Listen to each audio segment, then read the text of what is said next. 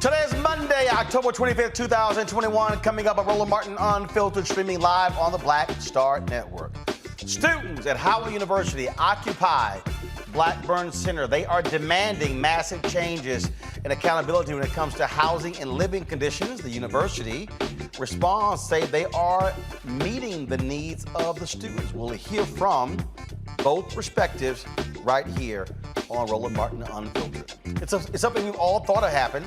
Now, organizers of the January 6th insurrection are confirming several top Republicans in the House helped them plan the violent attack. President Joe Biden highlights how his domestic policy agenda would benefit Americans as Democrats try to reach a deal on the president's social spending and climate package.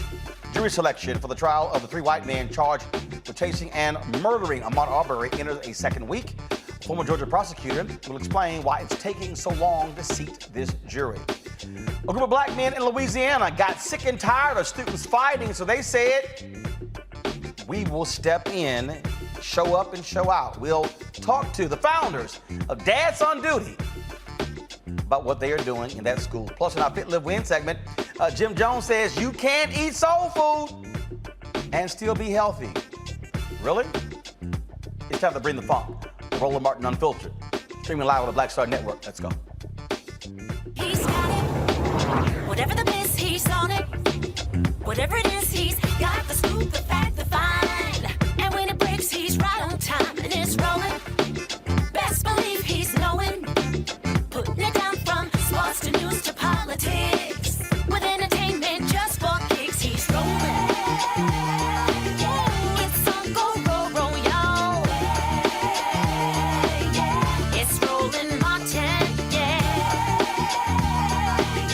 rolling with Roland now. He's funky, he's fresh, he's real, the best, you know he's Roland Martin now.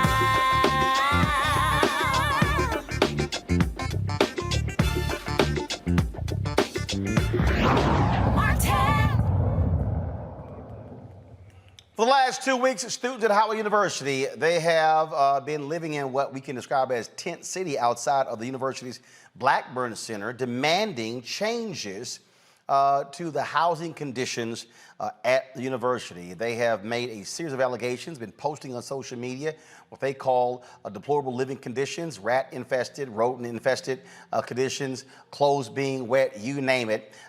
They've had a number of students who have been living outside of the Blackburn Center for the last 2 weeks, demanding attention from the university. They say their requests first of all, their requests are not being heeded, even though they say they're paying tuition. And last week was the university's homecoming. However, the festivities were overshadowed by these protests. Now, several organizations and notable figures are speaking out against the conditions, including rapper Gucci Mane, who was slated to perform in FMECA's Yard Fest. Now, the artists pulled out of the concert and decided to stand in solidarity with the students on campus. Now, we went to Howard University today and met with Dr. Tashni.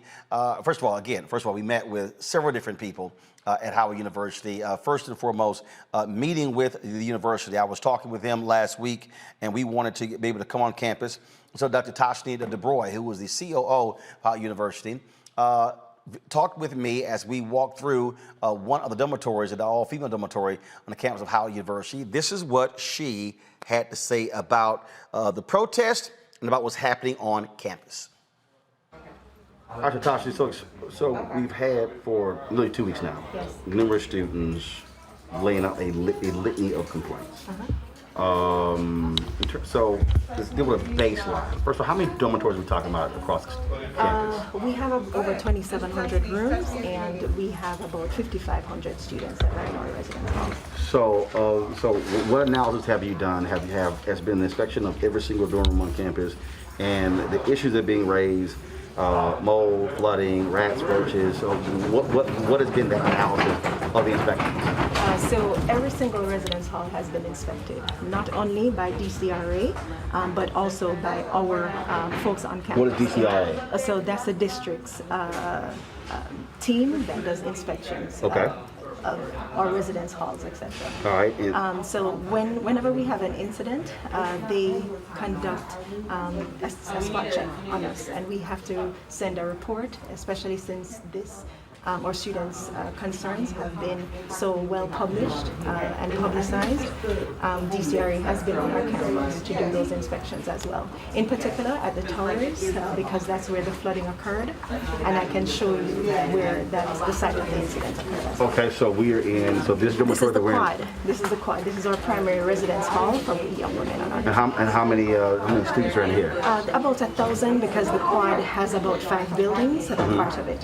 Gotcha. And it's called the Harriet Tubman Quadrangle officially. And so, young lady you were just talking to, who laid out a litany of complaints, saying that they've been complaining since August about the issue. What is the process if a student has an issue with a shower or a room or a mold or anything like that? So when a student has a complaint, because all of our campus housing is outsourced, they actually send it through the campus housing provider's maintenance work order system.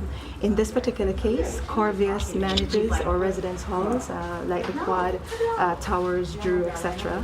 And a student would input a maintenance work order, and then there are stated times for which within which a work order is completed. Okay, so when she laid out, say they've been trying to do this stuff since August, and that was being unresponsive, how are you able to track that? How are you able to verify that? So we can look in the system to see when the ticket was submitted.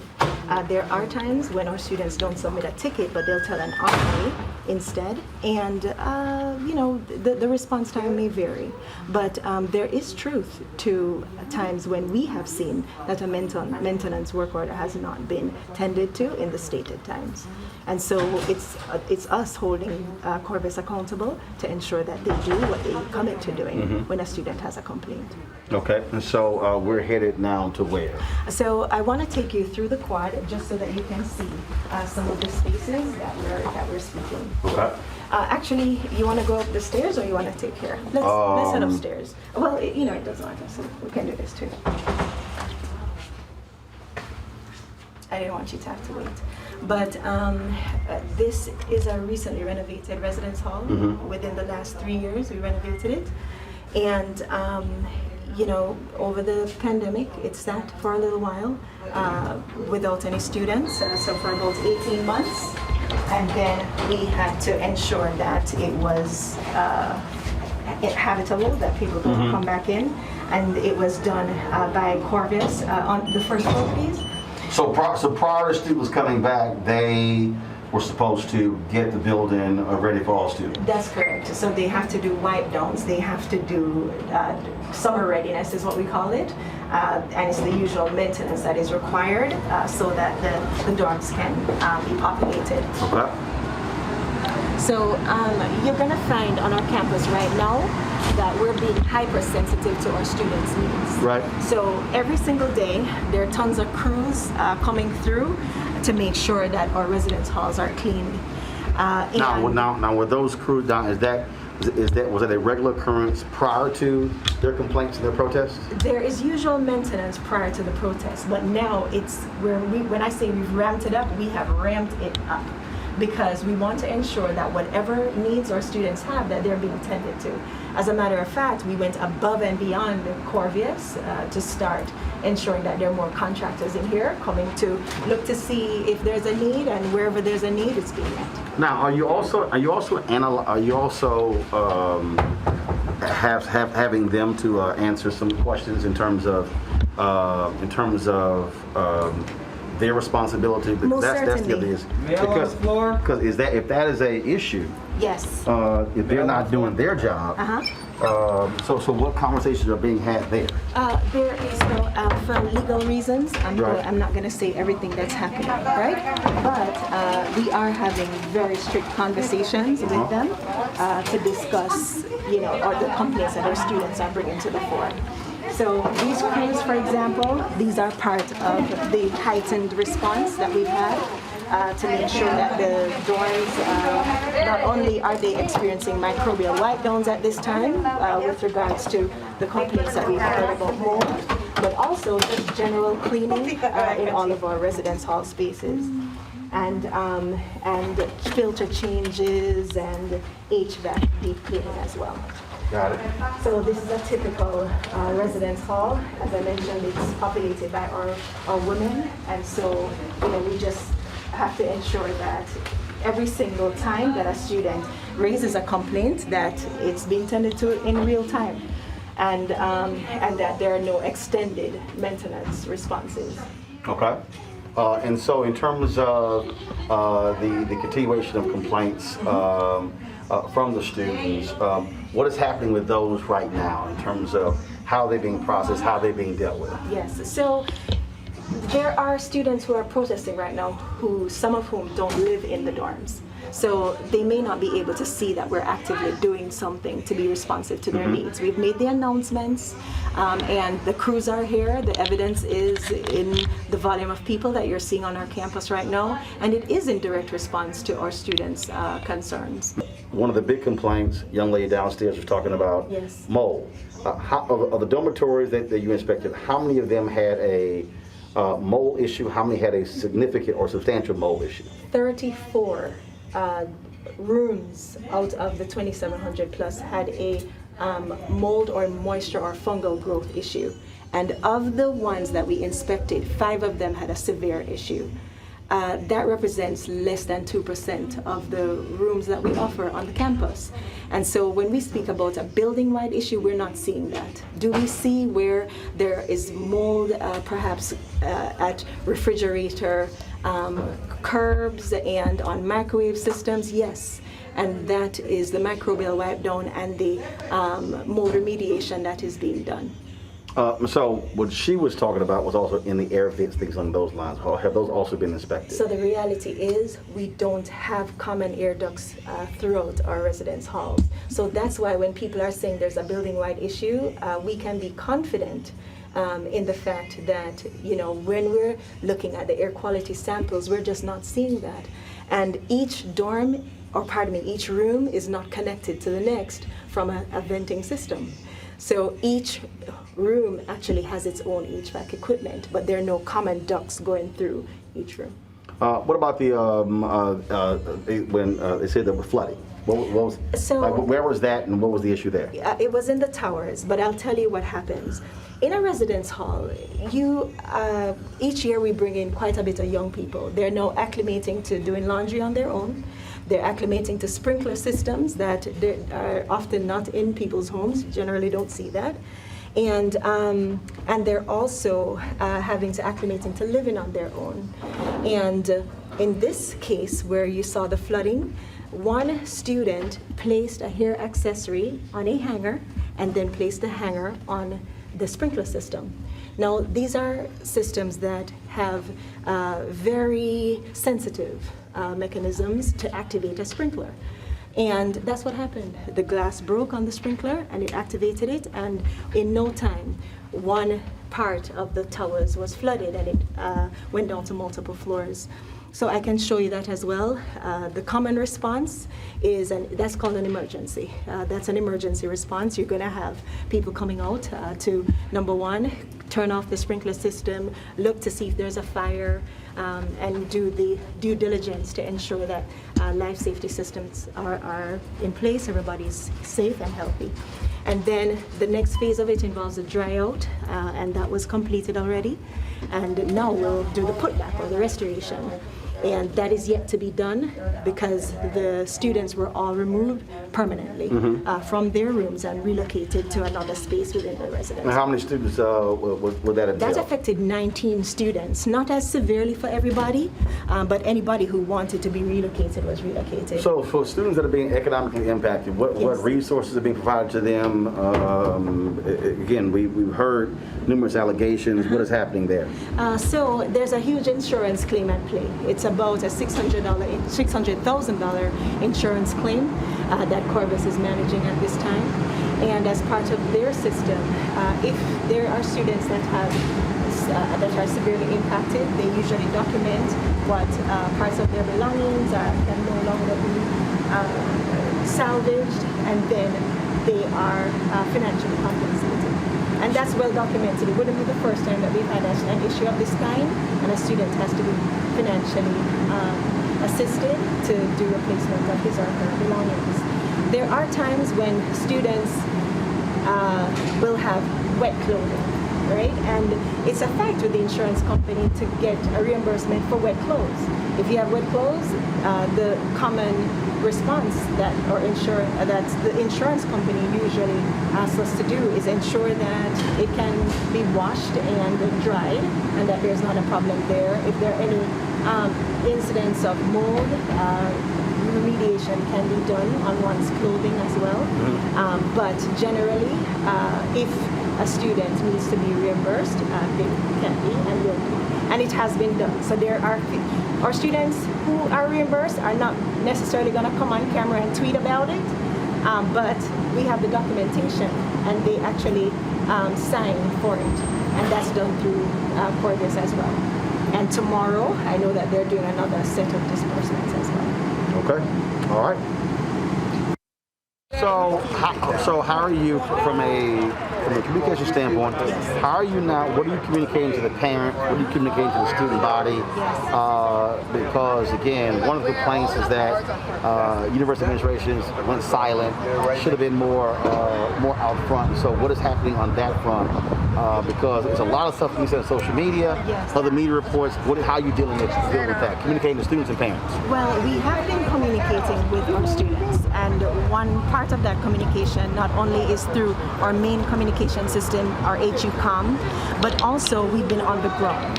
I've been here on a nightly basis along with other VPs doing what's called hypercare. We're trying to speak to students personally to find out if there are any needs that have gone unmet. Some students express their ire because they feel as if the residence hall provider has been unresponsive. And so that's why we're doing this hypercare, to ensure that they see us, they can talk to us, they can lodge complaints with us, and then we ensure that it gets fixed. What about the complaint, I guess, that a university police pulled a baton out on the students? That was one of the, I know that there's a news conference they're holding as well.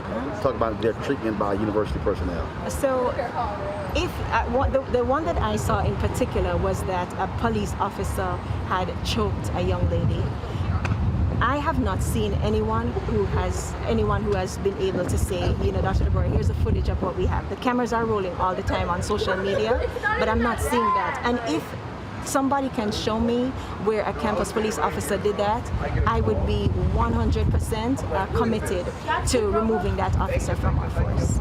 And that's the real reality. So folks have said this happened, but you haven't seen nobody can show us anything that shows us that a police officer actually did that. I heard it, and the cameras have been rolling continuously, but that footage is missing. Okay. Robert Tramble is the VP for Communications for Howard University. He did address the issue of the officer pulling his baton out. And it reports that it was a student. This is what he had to say. All right, I appreciate it. Thanks a lot. To clarify, the baton incident was actually not with a Howard student. It was, Chief Lyles confirmed that. You want me to say that on camera too? Yeah. No, go ahead. We're still rolling. That particular incident, there are non-members of Howard community who are participating in this sit-in, and that was an adult that engaged with one of our officers who responded with the importance of their policy. So that was not an actual student. The baton incident was not a student. It was actually an adult who was pushing one of our officers. So an adult pushed one of the officers, and that's when the officer responded by pulling his baton out? Correct. It was not a student. Got it. Okay. Howard University students held a news conference on campus after we talked with university administrators. Here's some of that news conference. While they actively sit on my back on our own campus, they have put an enormous burden on the students who only want them to be honest, responsible, and accountable. We just want to breathe. And right now, I can't breathe at Howard University. Stop threatening us. Protect us. Do your job. And respect us. Because we are not the enemy. This is the latest edition of the Hilltop newspaper. On the back of this newspaper, there's a section called Speak Out. I wasn't planning on reading off of this, but I feel that it's appropriate. There's a section that says, what is the best and worst thing about Howard? And some of the great things that students said, the connections, the friendships, the partnerships with faculty and alumni, those were all wonderful things to hear about. But when you start hearing about the negative things, the things that we wish the administration would listen to us about, it's all the same things. And the students that are listed here are not even the students that are inside protesting or outside protesting. They're just students that are speaking their piece and their experience. The worst part is the lack of communication between the students and the administration. The worst part is the lack of communication between the administration and the students. On the other hand, our grievances with the university as students continue to be ignored, and it has been frustrating to witness. Number 4, the worst thing is that students have to deal with respiratory issues due to the mold in the dorms that they are paying for. Number 5, the worst part about Howard is how administration handles student affairs and continuously disregards critique from the student body.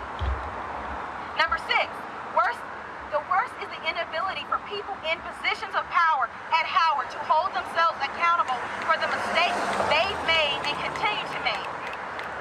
This is why we have to protest now. Worst is the resources, the facilities. We should have more, newer buildings and resources based on our contributions to the university alone. Why is there mold and barely running water in the chemistry building? Why does the fine arts building flood every winter? The worst thing about Howard this year is that the administration has no care for the sense of community and is completely and totally incompetent and negligent in their duties. President Wayne Frederick, Dr. Evers, the Board of Trustees, all of them do not deserve the jobs that they have. Their duty is to the students, and they are failing in their duty. Listen to your students. It hasn't been a great experience since I've been here. It honestly really hurts because I pay $50,000 like the rest of you. My parents worked very hard to keep me at this school. My mom is an alumni. Howard is a family school. My uncle and aunt went here, and they were dealing with the same issues. They're class of 2000, they're class of 90, they're class of 91, and they're still dealing with the same issues. Why are we still fighting for issues that have been going on since 20, 30, 40, 50 years ago? There have been protests since 1968 about this. Homeless at Howard is a running joke between the student body. Upperclassmen are consistently homeless. They're upperclassmen living in their cars and having to wash up at Bird Gymnasium. and they're paying $50,000 to live in their cars. Howard doesn't have adequate off-campus housing. Howard doesn't have adequate on-campus housing.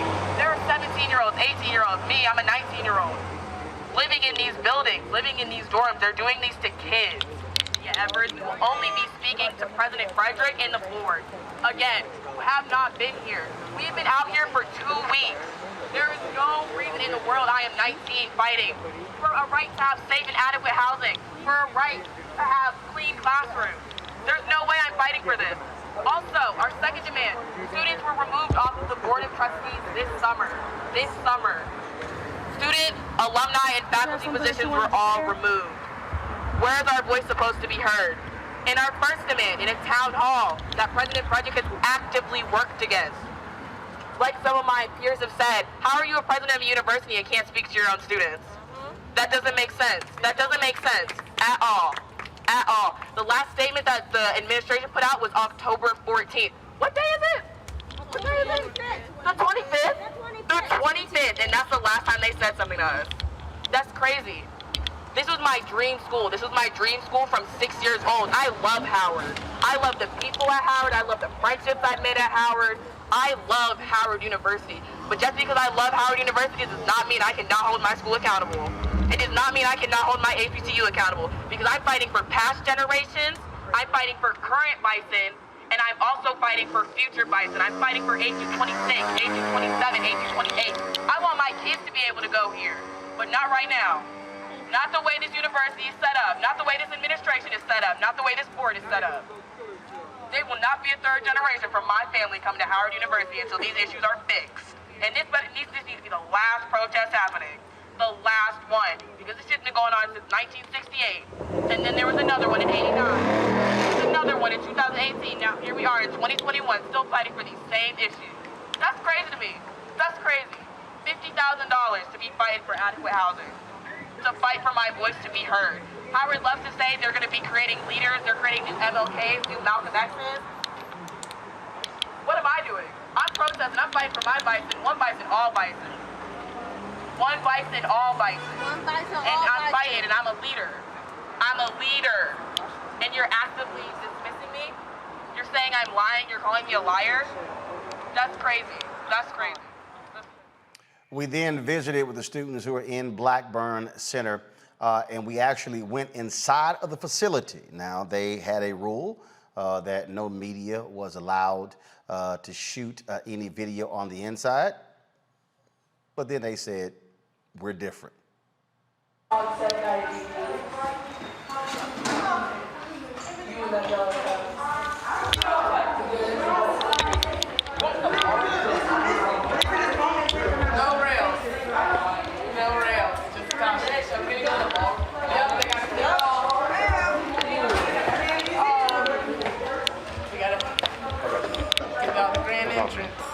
Appreciate it.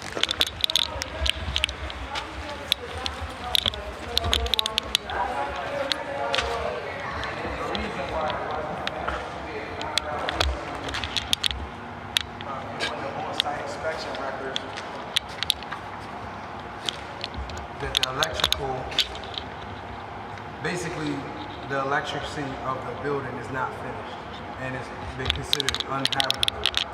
So some of the things have not been approved. Several existing panels that new work ties into are missing safety panels and are unlocked. Emergency exit lighting do not properly illuminate stairs from second floor lobby to first floor lobby. Basically, it's going over the details of how it's inhabitable. So why did y'all decide, so how did this whole thing start? Why did y'all decide to take over? How did this whole thing start? It started with a town hall hosted by HUSA, which is our student association, that all of administration was invited to, and they did not show up. They gave excuses such as they were out of town, or they had scheduling conflicts or other meetings, which the whole point of the town hall was for us to be talking with administration about our issues with administration. So you had the town hall, they didn't show up, then what happened? I believe it was Anaya and Erica decided that they were fed up, and Anaya stepped outside to make some phone calls, and then she came back in and she announced that we were not going to be leaving the building. Okay, and that was when? October 12th. Gotcha. Since then, you've been. So how many students are inside? How many outside? The numbers really fluctuate through the day. Yeah, dozens. Roughly a total of 150 students in all. And so you have folks who are, when you say not leaving the building, folks are living in here, studying in here, eating in here, all sort of stuff like that? I've been here since day 2. I haven't left since. I've been here since the town hall. I have my own little air mattress. Okay, all right, let's take a look at what you got. So this building hasn't been in use because of construction? Multiple The problems. building actually has been used. But it's not finished. You can only use about 2 floors of the building because this floor and the basement, which is supposed to hold our bowling alley and the lounge for the school newspaper, the hilltop, is under construction and unusable. Okay. And this is the top floor with the bathroom with no running water. That in there was supposed to be our ballroom. Out here is supposed to be a balcony that also only has 1 row of tiling, which we'll see over here.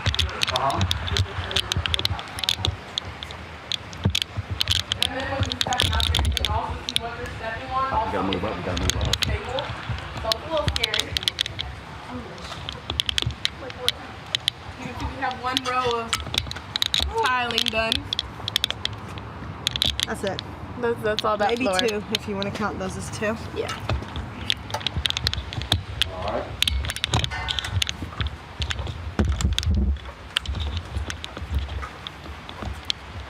That's it for here. All right. There's literally nothing else. Where are we headed next? So main floor. Then there's the second floor. Hold on 1 second. Andrew, come on, up front. Come on, move up front. Go down the steps, and you so just go down to the second floor. I'll wait till you get down there. Coming down from the top floor to the second. Instead of railing, we have a caution tape, which is somewhat successful in a way. If you quote, as you can see over here, we also have railing that was put up, but it's still falling. This is our main floor. Again, if you want to mask up. This is our main floor, our hospitality area, our food area. As you can see, some people sleep here, unfortunately. So you're saying you started this here, this building was in use, even though most of this, half of it had not even, was still under construction? Building our second day and tried to say that it was our fault that the building was shut down, even though we were originally only occupying that first floor that you just saw. So we had nothing to do with them shutting down the cafeteria. This is another restroom on a mainly used floor with no working water and barely has a ceiling.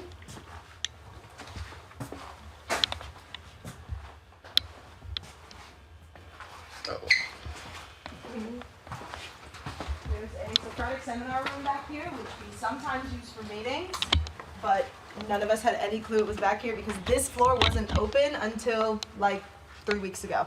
Yeah. The first time I saw this floor was the day before the protest happened. The first time. This is the auditorium over here. This is where most of the meetings are held with the Blackburn Takeover family. We discussed like logistics, strategy. Also didn't know this existed till the day before the protest started. Some people also sleep in this hallway. They also sleep down this hallway down here. They also sleep in the auditorium. They sleep in the Socratic seminar room. Pretty much anywhere you can fit an air mattress. We sleep everywhere. Maybe in the outlet. This is our home. Our next outlet, we have one of our microwaves over here. Because we gotta eat. Because they don't want to speak to us, so we can't eat. Oh yes, this is another. Raggedy room with a. I believe this is supposed to be a classroom at some point. Account, a little ATM over there. Some kind of ceilings. Yay!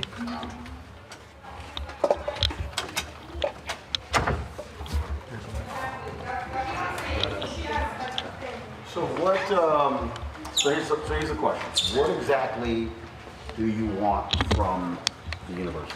What do you want them to do?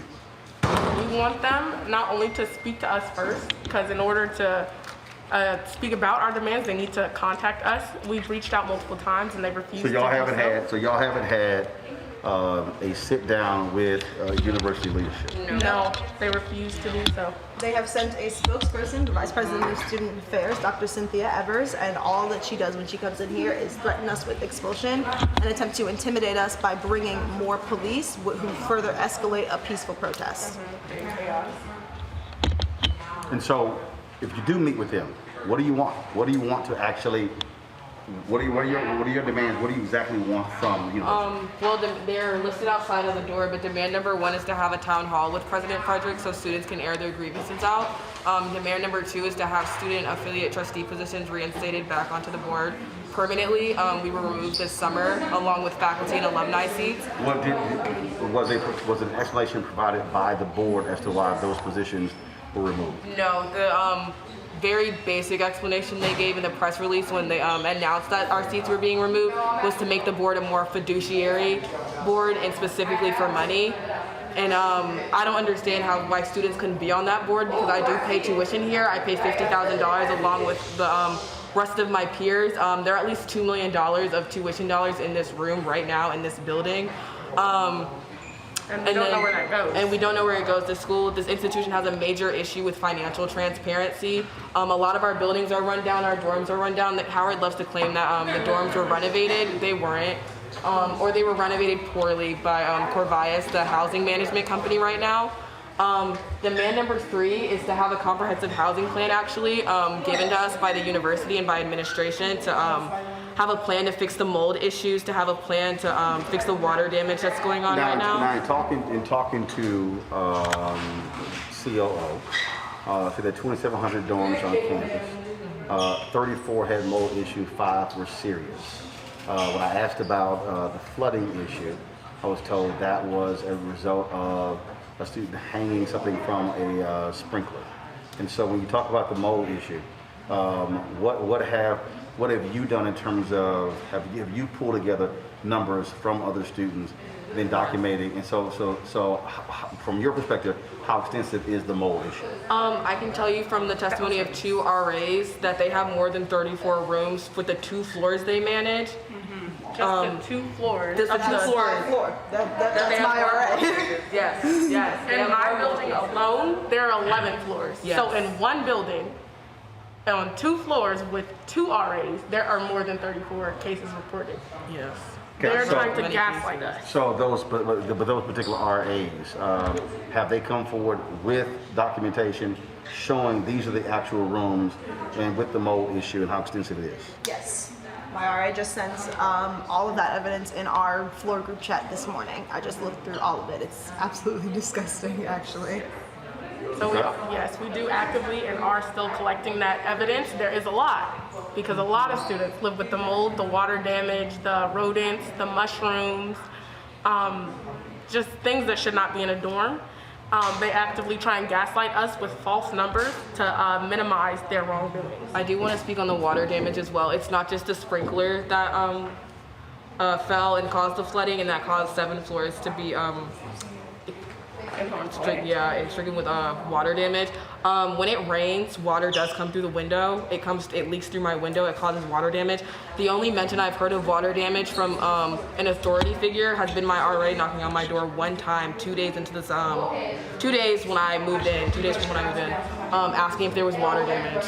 There's been no other kind of concern given by administration or any higher up. My building manager doesn't care, administration doesn't care, President Frederick clearly doesn't care as he's actively trying to gaslight us from it. I know they've tried to clean rooms and clean mold from rooms so they could do photo ops and so they could do press conferences in them to try to actively minimize this protest and actively minimize our efforts to have clean and safe living conditions. And also, I'm one person and I know 4 people whose rooms were have water damage caused by just Howard, faulty pipes bursting downstairs, upstairs in the walls, causing them to leave.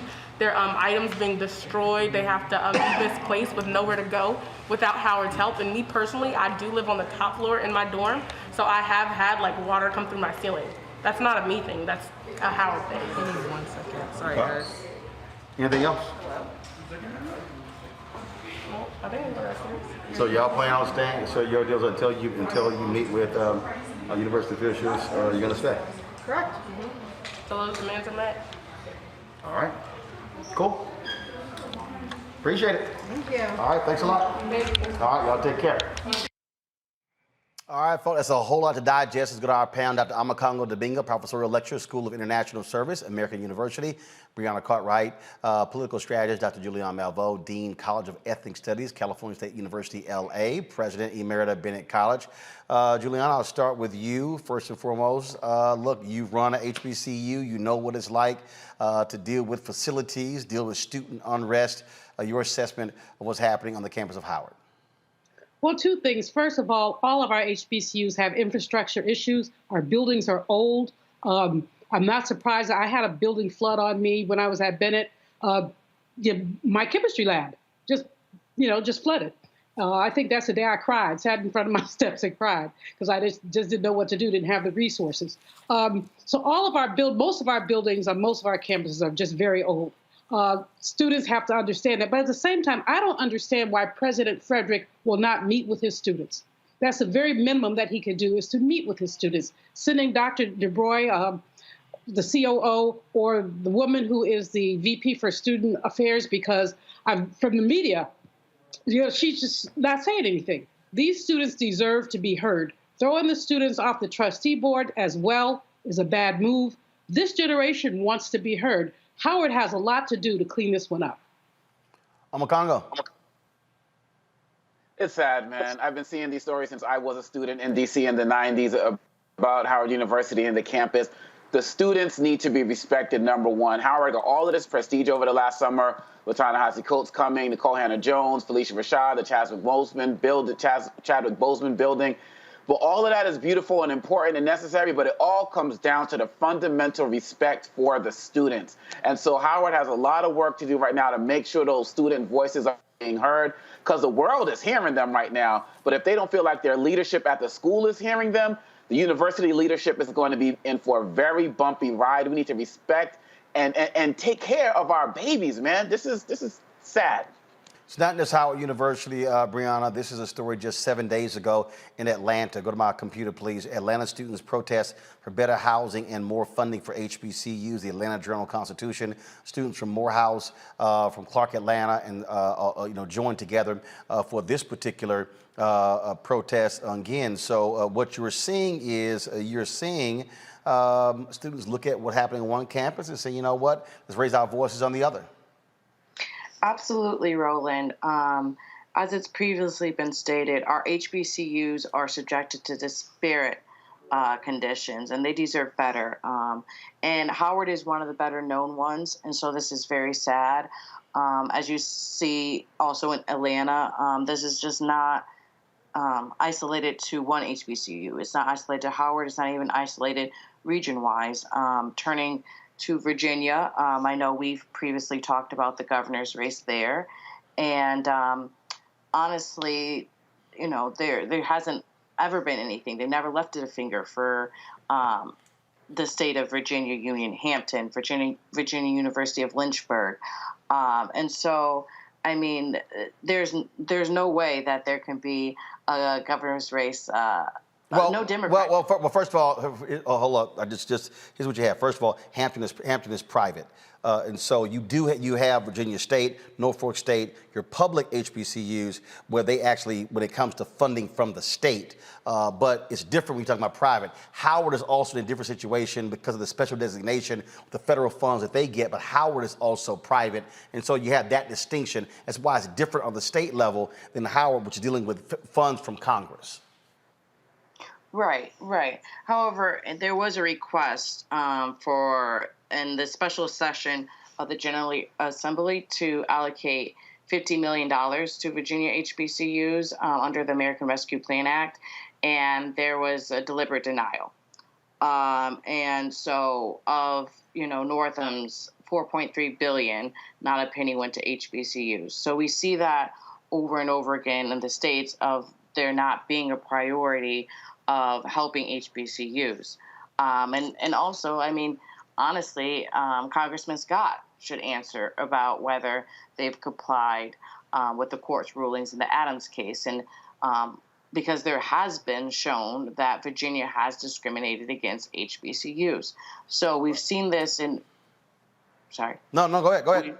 Yeah, we've seen this in many different states, and I think that it needs to be focused on from also a political standpoint because, no Democrat is going to be able to win the state of Virginia without the support of Black people. Well, here's the deal. What's happening at Howard University, look, it's a combination of things, first and foremost. So first, what Howard University should be doing is being far more aggressive with their messaging, talking to those particular students, faculty, staff, parents as well. You heard Tashti DeBroy talked about how they're bringing in the various teams, that the people who are managing the housing is an outside entity.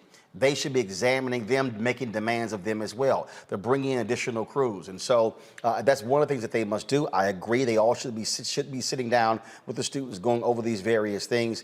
Also, when you come to an understanding of what the actual information is, okay? Because again, students are saying one thing, administration is saying another. And so you have this social media war that's going on. At the end of the day, you want to resolve the issues. And so it's going to continue. We're going to keep covering this story. Hopefully, the two sides will indeed sit down and have a conversation because the reality is this is not in the best interest of Howard University or the student body. You want a wholesome campus. You want students focused on learning and not focused on whether or not there are issues with their rooms, with water seeping in or other sort of issues. And so I do hope that actually happens. And so, and I also think it would be very wise for President Wayne Frederick to actually hold a campus-wide town hall to actually discuss these things. But you also have student leaders there as well. And so one of the issues that the student protesters are going to have to deal with is what is their relationship with the Student Government Association that's also dealing with this. And so again, you have all of these different factions that are going on.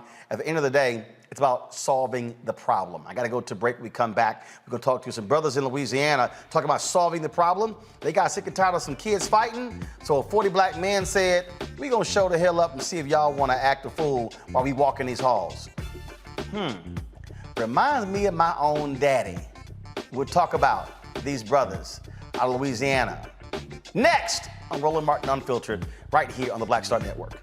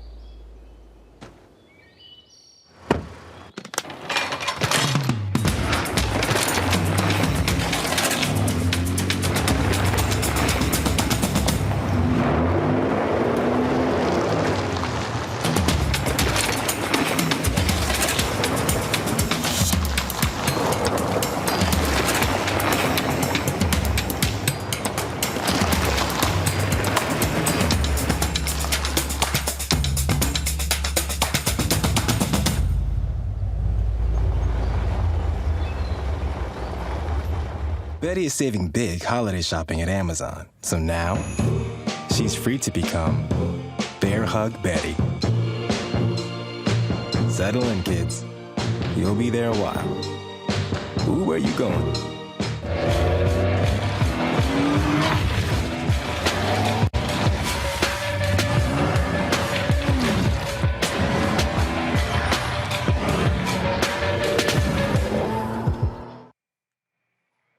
They're called Dads on Duty, a group of 40 black men helping to create a safe learning environment for students at Southwood High School in Shreveport, Louisiana. Over 3 days, 23 students were arrested for fighting. Well, these brothers knew they had to step in, so they decided to come together, roam the hallways, and let's just say bring a little bass to the hallways. Joining me now, the founders of Dads on Duty.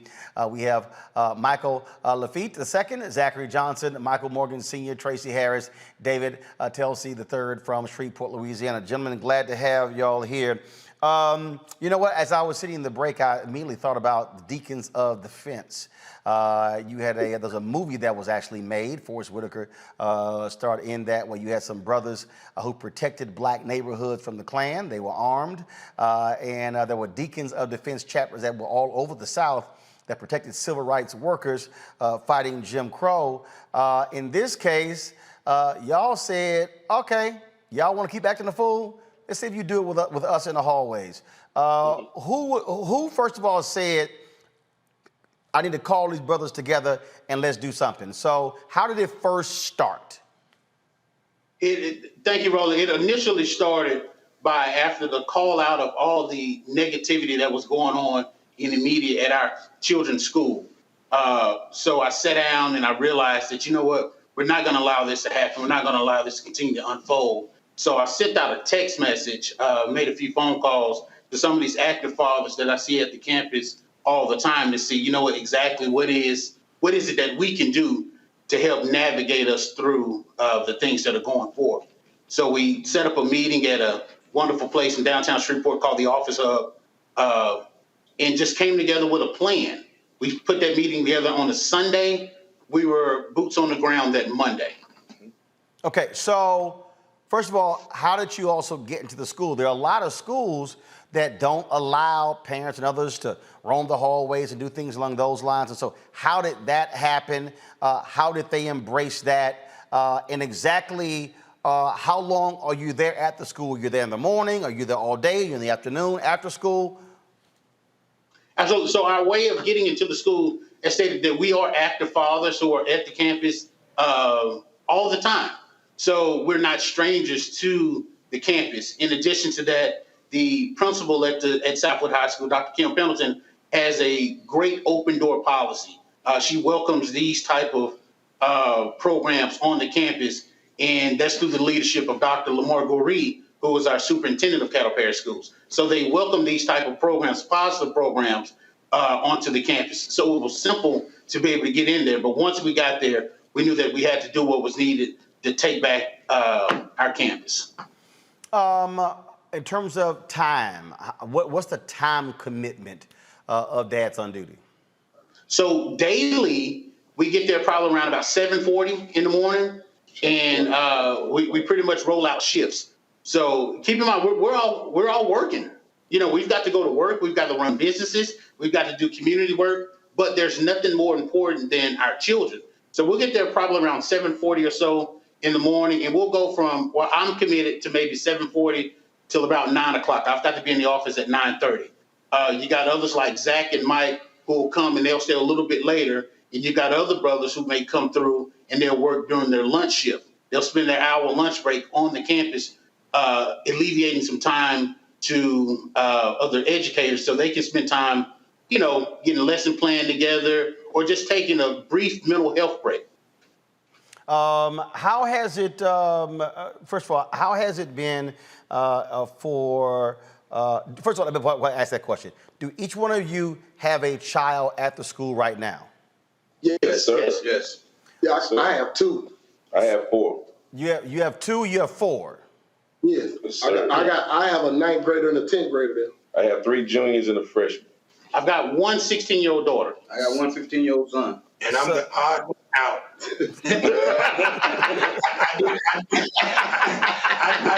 I do the grassroots advocacy, so I work with them. So what were your kids' reactions to all of a sudden seeing Daddy in the hallway? You know, it was crazy. I think it was typical to where I think the first time they saw us, they was like, okay, what are you doing here? And then you get to a point to where you're coming one way and your kid goes another way because they do not want to see you. Now it's to the point to where we're used to it. They're used to it, and everybody's kid is coming up to you, giving you dap, shaking your hand. Do you know my mom? Do you know my dad? Absolutely. So it's positively embraced now. I think one of the other fathers want to say something. Go ahead. First morning, I pulled up to the school and I bring my son to school. And he thought I was bringing him to school, but I got out the truck and went in. So I threw him for a loop. Well, I went home and came back. I played it off. So the thing is, first of all, the reason when I saw this story, it resonated with me because, look, everybody at the school knew my parents. Everybody. In fact, back then, of course, we allowed corporal punishment. My parents, my parents would I couldn't bring it home. They were like, "Yo, where's the sheet?"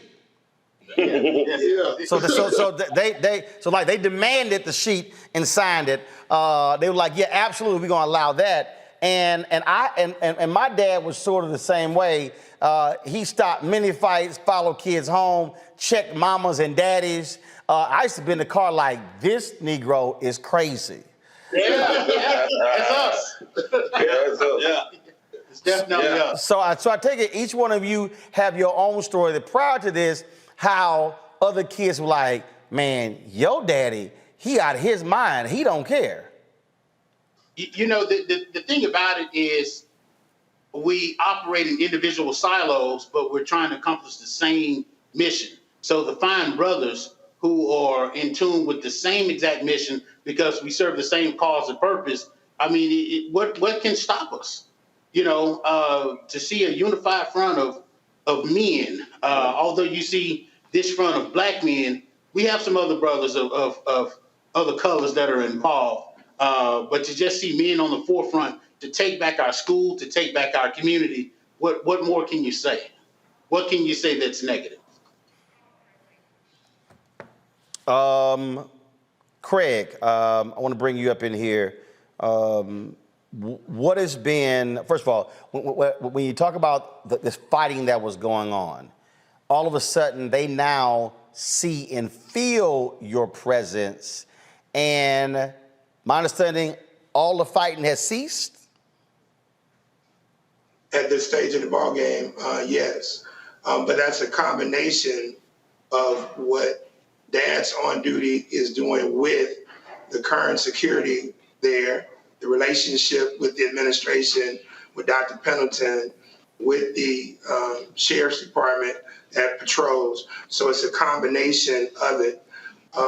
When you have a situation, and let me explain my role in this, because Mike, Zach, all of these guys, like they said, they're the fathers. This is 26 years for me doing grassroots advocacy. So I advocate for all children anyway. And so Mike and I work together with the NAACP. So we were talking about the situation. So now I come and assist, and I'm also their consultant, but it's just beautiful to see the fathers step up.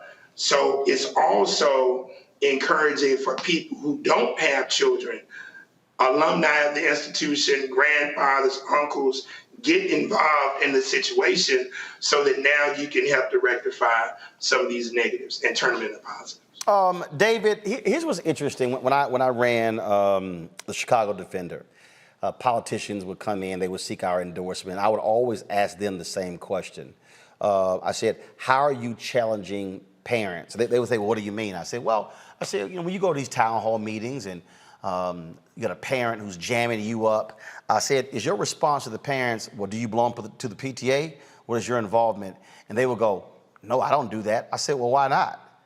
Because for me, and again, look, my parents had 5 kids, okay? And they were always at the school. Now look, I got parents, neither one went to college, no one has a college degree. My parents never made combined more than $50,000, but they were very active in our education, and they made it clear that if something happened, we gonna deal with it on the spot there. Has this also led other parents to realize, you know what, I need to step my game up and get more involved? Of course, a lot. I mean, you got guys all over the world just say, hey, well, I might get up and go check on my kids. I mean, it's a trend. I mean, it's just something simple. All we want to do is just check on our kids and everyone else's kids. And you spoke on the Deacons for Defense when you say love. Only thing we took to the school, we didn't have weapons. We took love. That was the key ingredient. Fatherly love sometimes helps the generation along, you know. That's why I was interested in our idea. That's why I got in it. There's love, but there's also that, now you know I whoop your ass if need to. That's right. You gotta have the right approach. that look. So all y'all got your own look? Because we don't have a teacher's look. We have a home presence at school. It's a dad look. Like, hey, a teacher look at dad. Let's keep it moving. Yeah. Because we joke around with them, we make them feel safe, but at the same time, we match their energy. Right. That's the biggest thing about it. Well, that's what I'm saying. So, and I've seen some video.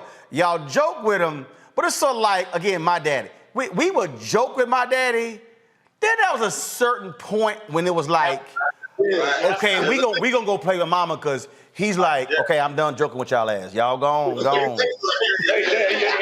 got the look right now. He was like, yeah. The biggest thing is, it's branded as dad's on duty, but the approach is more or less the cool uncle. Everybody's got that cool uncle who's stern, who's firm, who you want to hang out with and you want to get great advice from. But he'll wheel you back in and he'll be able to give you those life nuggets. And that's our approach. There are a lot of children, not only at our campus, but throughout campuses and schools throughout the world that don't have a strong male presence in the home or in their life. We want to be that. We want to be that unicorn. We want to be that utopia that kids can see that, hey, there are men in the community that work every day. We ain't no superstars, no this, that, and other. We're just normal, hardworking dads who have a love for our children and our community. I'm gonna go to the panelists. Each one of them gonna get a question to ask y'all. But it's so interesting as you would say that. Look, I don't have any biological children. My wife and I, we've raised 6 of my nieces, and when you talk about that presence, I remember one of my nieces was in school. For some reason, she was not doing her homework. So her mama was living with us, and so it was my sister dealing with this, then it was my wife dealing with it. See, then it got to me, there was no more dialogue. There was no more.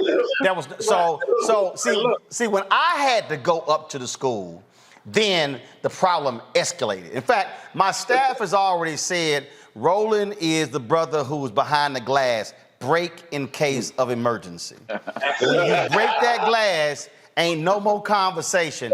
So I go up to the school and I go to the class and I said, where does she sit?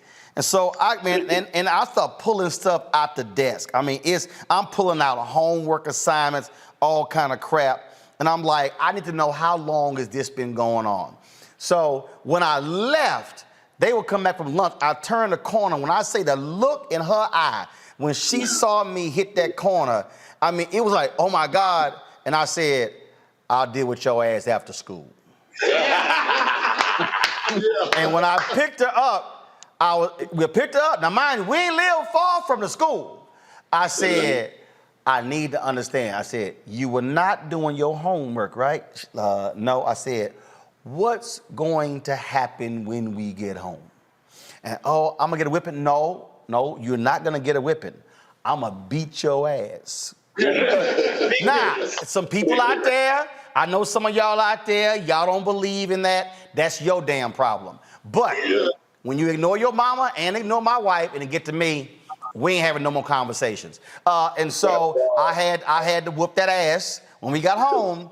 Never again was homework left at the school. Now, Julian, you can shake your head all damn day you want to, but I will beat a kid's ass for not. If you keep ignoring directives from parents, we're gonna have a problem. So I'm happy to hear the students got a lot of act right.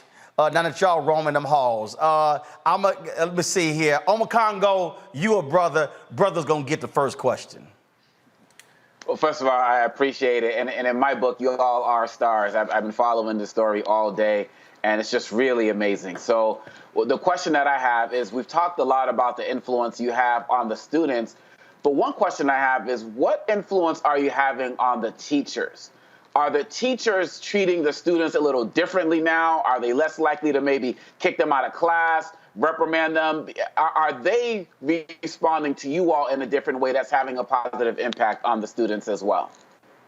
So what the teachers have done is, there's a great group of teachers that are there. They're young, they're understanding, and they have the utmost respect for not only us, but to the students as well. So there's really not a whole lot of disciplinary issues such as that. And I know you said, well, okay, well, Mike, that seems very oxymoronic that you'll say there's no disciplinary issues on that campus when there were several fights that came, which brought us to this point. But the few instances that I've seen since we've been there, as we patrol the halls, you may see a student that's outside, and it may be for something simple. Kid may have on a do-rag, or they may have on a hat in class. It's something very, very minute. Something that, hey, the teacher may be a little frustrated because they've told John Doe to take the hat off 5 or 6 times, and now he's to the point to where he wants to be a little disruptive, and you ask John Doe to step outside the class. Boom, we hit the corner, we see John, what's going on? John, what is going on? Why is his hat on your head? Well, hey, Mr. Mike, man, my haircut's messed up. I tried to give myself an edge and I messed up. So it's just a matter of talking to the kids and finding out exactly what the issue may be. So, we're dealing with teenage boys. What do you do if his edge is messed up? You roast him a little bit. He roasts you back. He takes the hat off and he gets back into some instruction. And that's all we want to do is get the kids back into a positive learning environment.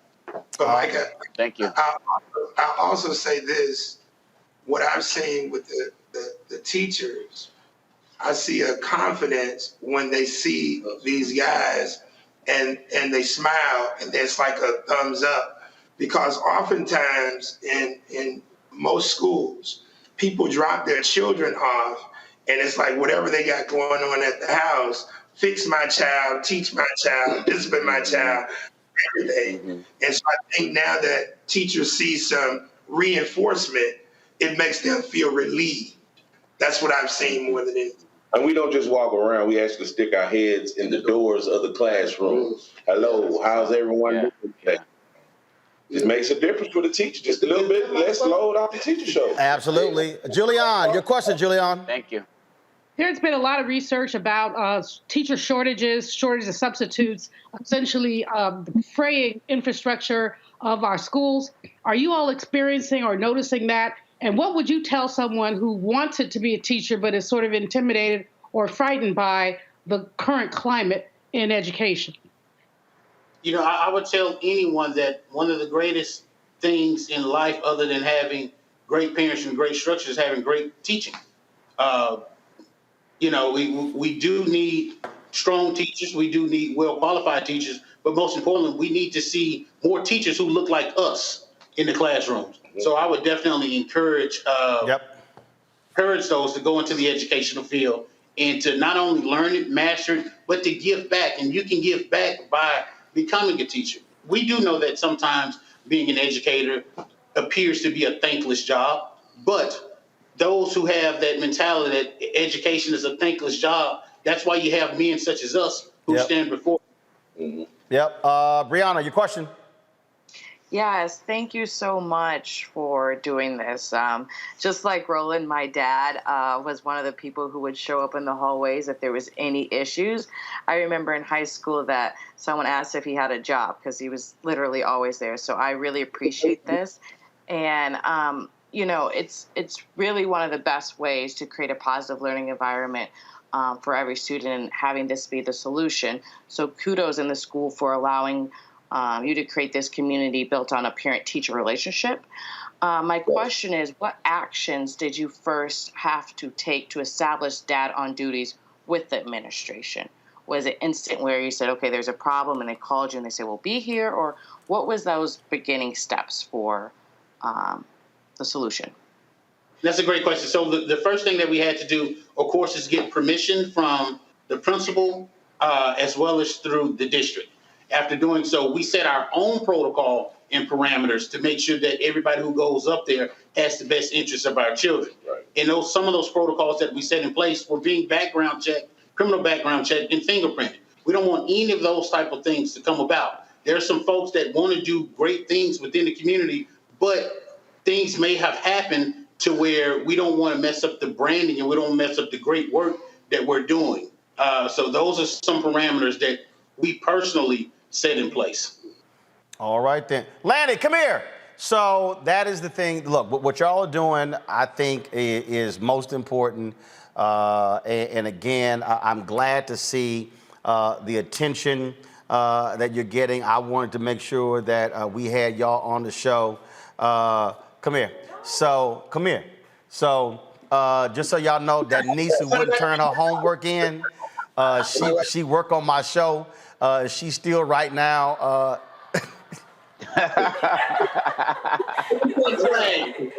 Come here. Just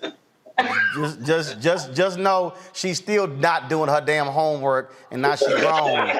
And like my daddy told me, don't matter how old you get, I still beat your ass. Okay, now go back to work.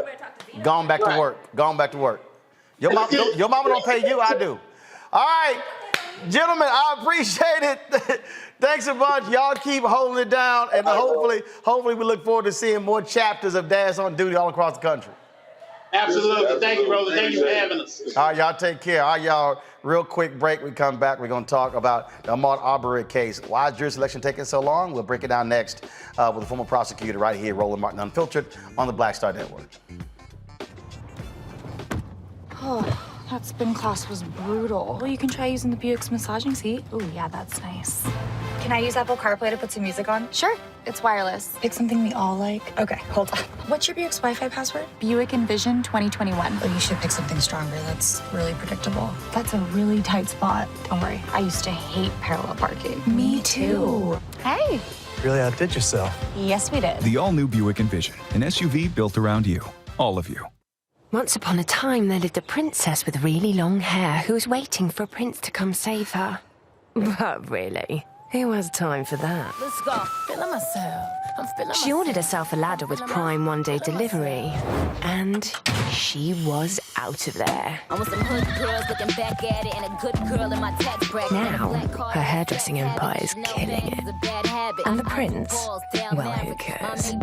Prime changes everything. All right, folks, we've been covering, of course, the Ahmaud Arbery case since he was chased down, shot, and killed, of course. You remember, it was really the public pressure that led to the case being expanded and then led to the 3 white men who were accused of chasing him down to be arrested and indicted. Well, now they're going through jury selection in Georgia to seat this particular jury. Now, a lot of people are not familiar with this process, how long these things take, and so these things are happening. And so now they're entering the second week of jury selection in this case. Now, again, the question: can there be an impartial jury that is seated? Joining us now is former DeKalb County DA Robert James, who's been following the case. Robert, glad to have you here. First of all, how long did you serve as DA? I was the elected DA for 6 years. I was a prosecutor in all for about 18 years. So walk folks through this, because look, if you're the defense, you want to make sure that you get it right, that you have the right folks in the jury. But you're the prosecution, you want to take your time as well and not rush the process. Well, you know, it's important to get a fair and impartial jury. I don't care how good of a lawyer you are. I mean, we can, bring the fame and esteemed and legendary Johnny Cochran back if that were possible. And it wouldn't matter if you don't have a jury that's going to listen to the evidence and judge it impartially. And one of the biggest problems in this case is that everybody's heard about it. Everybody's formed an opinion. And, it's one of the hottest topics, if not the hottest topic in not just America, but the world over the last 2 years. And so it's controversial. People are impassioned when they talk about the issue of race and policing and criminalization and over-criminalization and things of that nature. So it's going to be difficult to find people that can set that aside and say, I can be impartial.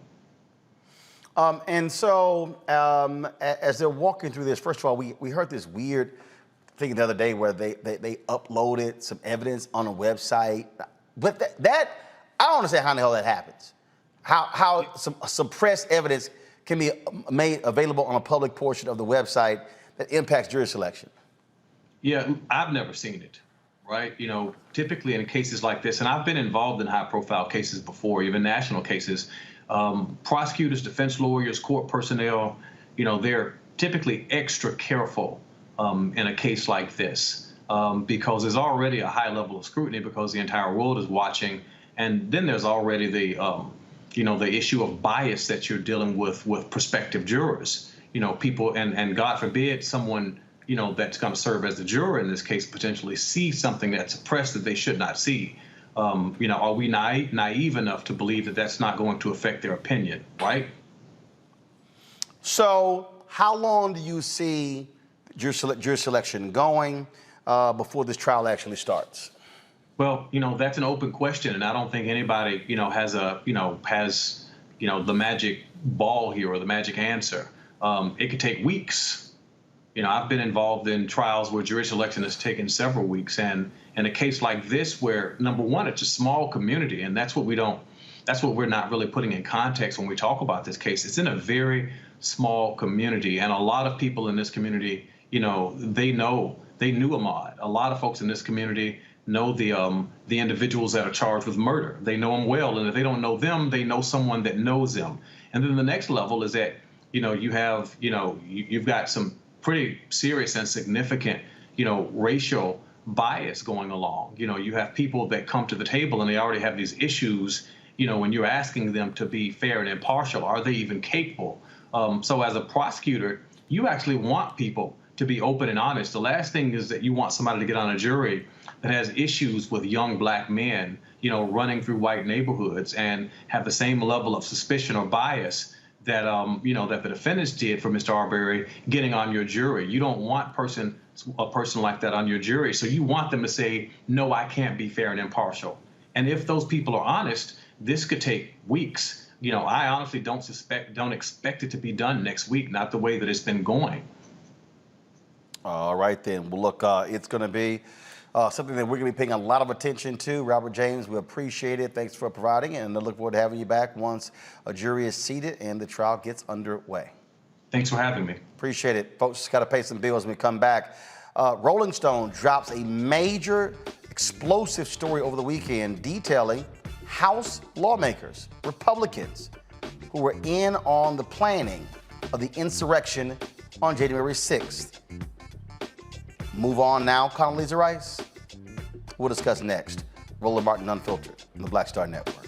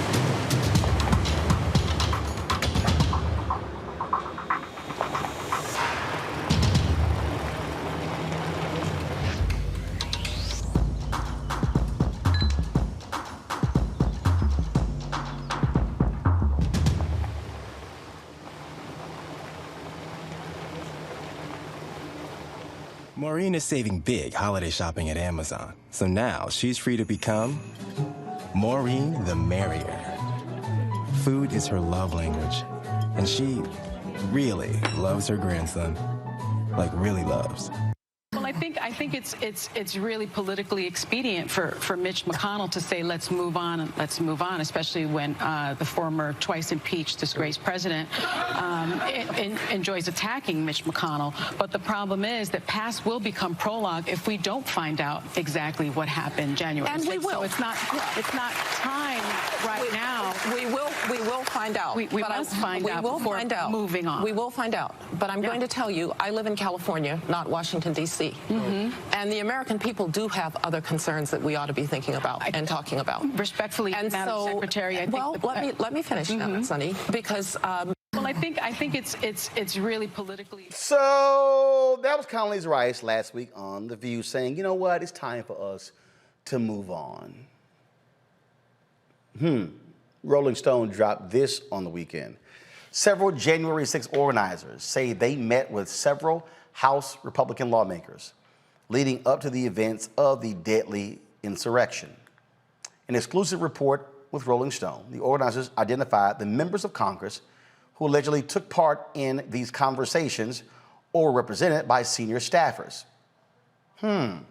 Congresswoman Marjorie Taylor Greene of Georgia, Paul Gosar of Arizona, Lauren Boebert of Colorado, Madison Cawthorn of North Carolina, Andy Biggs of Arizona, Louis Gohmert of Texas.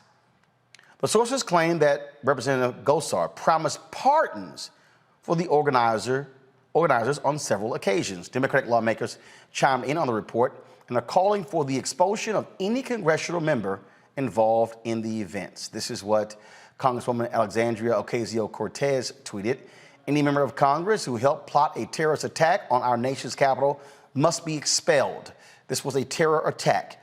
138 injured, almost 10 dead. Those responsible remain a danger to our democracy, our country, and human life in the vicinity of our capital and beyond. You know what, Omakongo? The Republicans fought real hard not to have this committee established. Kevin McCarthy wanted to appoint his own folks. He wanted to put someone like Jim Jordan on here. They've been vigorous in their defense against the likes of Donald Trump and the thugs associated with him, folks like Matt Gaetz as well. In fact, when they had the House discussion regarding enforcing a subpoena against Steve Bannon, it was quite interesting to listen to the vigorous back and forth. And then also Republicans, remember Kevin McCarthy was real angry. Democrats, how dare you seek our phone records? Then, of course, Jordan, not really wanting to say how many times he talked to Donald Trump on January 6th. Listen. News, if you talked to the former president on January 6th, and you didn't give a clear answer. You said, and I quote, "I've talked to the president so many, I can't remember all the days I've talked to him, but I've certainly talked to the president," end quote. The next day, on July 28th, you confirmed to Spectrum News that you spoke with the former president on January 6th. When asked by a Spectrum News reporter, Taylor Popolars, whether you spoke to the president before, during, or after the Capitol was attacked, you said, and I quote, "I spoke with him that day, after, I think after. I don't know if I spoke with him in the morning or not. I just don't know. I have to get back to you. I don't know when those conversations happened," end quote. So my question is, you've had 84 days since that interview to go back and check the records. So when did you speak with the former president on January 6th? Did you talk to the former president before, during, or after the attack on the Capitol? Of course I've talked to the president. All three? Of course I've talked to the president. I've been clear about that. I talk to him all the time. This is not about me, Mr. Chairman. I know you want to make it about me. You want to make it about individuals, other individuals. But this is about the lack of a proper security presence that day. That's what this committee, if this committee is going to do something that's worthwhile, that's what they should be investigating. Of course I talked to the president. I talked to him that day. I've been clear about that. I don't recall the number of times. But it's not about me. I know you want to make it about that. But this is about the, why wasn't, how about this? Why wasn't the National Guard here that day, Mr. Chairman? Boy, they trying all their best to deflect, Omakongo. My goodness. Man, let me calm myself. Look, these guys think they are so big and bad. And I'm just thinking, if the Rolling Stones was able to get this information, imagine what Congressman Benny Thompson and the January 6th committee have in terms of the treasure trove of information that they have and they are still getting about the corruption of these guys. Ocasio-Cortez is exactly correct. These guys need to be expelled, prosecuted, whatever needs to happen to them. They are traitors to this country. The biggest concern I have right now, and don't forget Kevin McCarthy also threatened to go after the telecommunications companies if they get into power in the midterms for giving up these records. The main concern I have right now, really is Roland Martin, is Merrick Garland and how slow the Justice Department seems to be moving. Now, I know they can't have press conferences and give the public updates every single minute, but sometimes I just feel like Merrick Garland is acting more like a judge than a prosecutor. To be, 9-10 months after the insurrection or whatever time we are right now, and there hasn't been major heads to roll metaphorically, it's really problematic. And people like Steve Bannon and these others, they really believe that they can just run out the clock. And while the Justice Department needs to be going after these guys who are in there walking around with the Confederate flags and all of that, they need to go after these ringleaders, and they need to go after them hard, and they need to go after them right now, because there's no other word to describe these guys than traitors. That is what they did, and right now they're sitting walking around like everything is all cool, and they need to have the hammer dropped on them. Brianna, to that particular point there, I mean, he's right. You trying to convince me it takes 10 months for a real arrest? They're still sitting here asking the public, hey, do you know who's in this photo right here? And it's sort of like it's timid in terms of really holding these folks accountable. Let's be real clear. The actions of the committee are completely different than a criminal investigation. The committee does not have to wait or take the precedent over the criminal investigation. Yeah, I mean, just as you said, from just going from Condi, right? They know it's a lie. They know the attack was a porn, but they won't say anything because donations are flying in. They're getting booked on Fox News, and they're staying in Donald Trump's good graces. It's disgusting, but you know, it's obvious that they won't drop the big lie or denounce the attack on the U.S. Capitol. We've seen the deaths. We've seen the issue. So, I mean, the fact that they're taking this slow is and it's ridiculous. But it's also more terrifying that there's literally insurrectionists that are running for Congress. So we know that we have current member of Congress that has been, one of the ringleaders in Trump's attempt to overturn election. And we're still at the same point. And we never thought the danger would be coming from inside the House, but we're here. And so, I mean, it's something that needs to be addressed ASAP, especially as we're going into the midterms. Julian, listen to this little pissant Matt Gaetz out of Florida. To people who had not requested them, that Donald Trump would be sitting behind the Resolute desk. Okay, but you don't think that there is, legally speaking, I know you're a lawyer because you went to the great law school, William & Mary.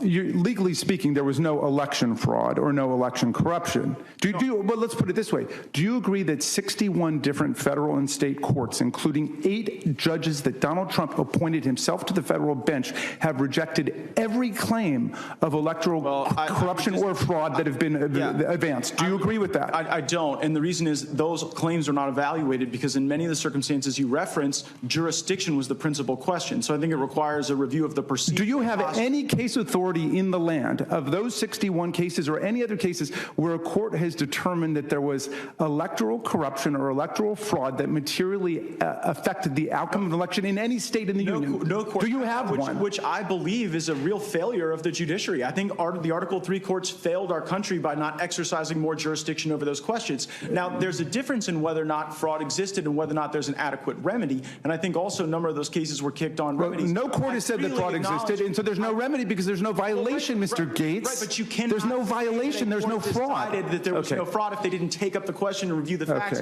on jurisdiction or remedy. You know what? That might work on Steve Bannon's podcast, but that's not going to work in the Rules Committee of the United States House of Representatives. I'm sorry, Mr. Gaetz, forgive me. Woo. Woo. Julian? Well, first of all, we've got to give high props to Jamie Raskin, Congressman Jamie Raskin. He's been doing a great job. And frankly, in the midst of personal tragedy, he's been doing a great job. Secondly, I don't know what's wrong with Condoleezza. Truly, I do not. She was a mentee of Colin Powell, the recently deceased Colin Powell, who have been calling this thing out. You know, he said he could no longer be considered a Republican. But she's sitting there talking about, well, we need to move on. No, we do not need to move on. That, you called a man a pissant, that was a compliment, Roland. I mean, pissants would be insulted to be in the room with him. That man is an idiot, and that's kind too. what we have here is a Congress who conspired with insurrectionists. Some of them probably opened the door for them. But I'm not surprised. The Rolling Stone piece is excellent reporting. We learned a lot more than we knew, but many of us suspected that somehow those folks were able to bypass security. Mr. Gates wants to know how come there was not more security. The question he has to ask is, how did you get past security? You got past security with sticks, and you beat security.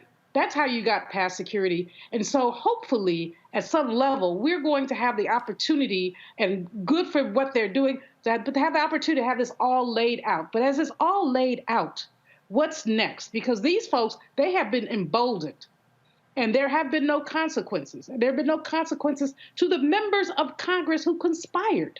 And there have to be consequences. Roland, you're absolutely right about Merrick Garland. He is moving like a judge. He's trying to be deliberate. But there is no deliberation when you see that stuff that we just showed on screen. There is no deliberation when you have people who essentially killed, someone, 2 suicides, injuries. This is absurd, but it's absurd with congressional concurrence. And that's the part that is so disgusting. I mean, I'm going to play a little bit more of what Condoleezza Rice had to say, because the problem is this here. When someone like her goes on The View, they are in essence putting their credibility up as collateral to be able to say, I'm speaking as a calm, sensible person. So just listen to this nonsense. First of all, let me be very clear. I said at the time, January 6th was wrong. I called it an assault on law and order and an assault on our democratic processes. So full stop, it was wrong. Law enforcement will determine what happened there, and those who violated the law ought to be punished. I also, on January 6th, for the first time since I was the National Security Advisor on September 11th, I cried that day, right? Because I thought, I study countries that do this. Yes. I didn't think it would happen in my own country, so it was a terrible moment. I will say that that night, when they filed back into the Capitol after it was secured, and they certified that election, I had new faith in our institutions and the people who were protecting them. So we came through that as a country that ultimately upheld the law. Now, I think what Senator McConnell may be referencing is, yes, it's time to move on in a lot of ways. Yeah. I'm one who believes that the American people are now concerned about their what we call kitchen table issues, the price of gasoline, inflation, what's happening to their kids in school. I think we're going to talk a little bit more about that. I will say that as somebody who was a national security expert, maybe didn't see in quite the same way the rise of China in ways that we're seeing it now. And so we do have a lot of issues. And I hope that what we will do is move on to the next generation of leadership. Because even people like me, I was in Washington a total of 10 years, 2 years with George H.W. Bush, 8 years with George W. Bush. I shouldn't go back. We ought to move on to the next generation, move ahead and deal with the American people's issues. You wouldn't go back if they asked you? I have no desire to go back to Washington, D.C.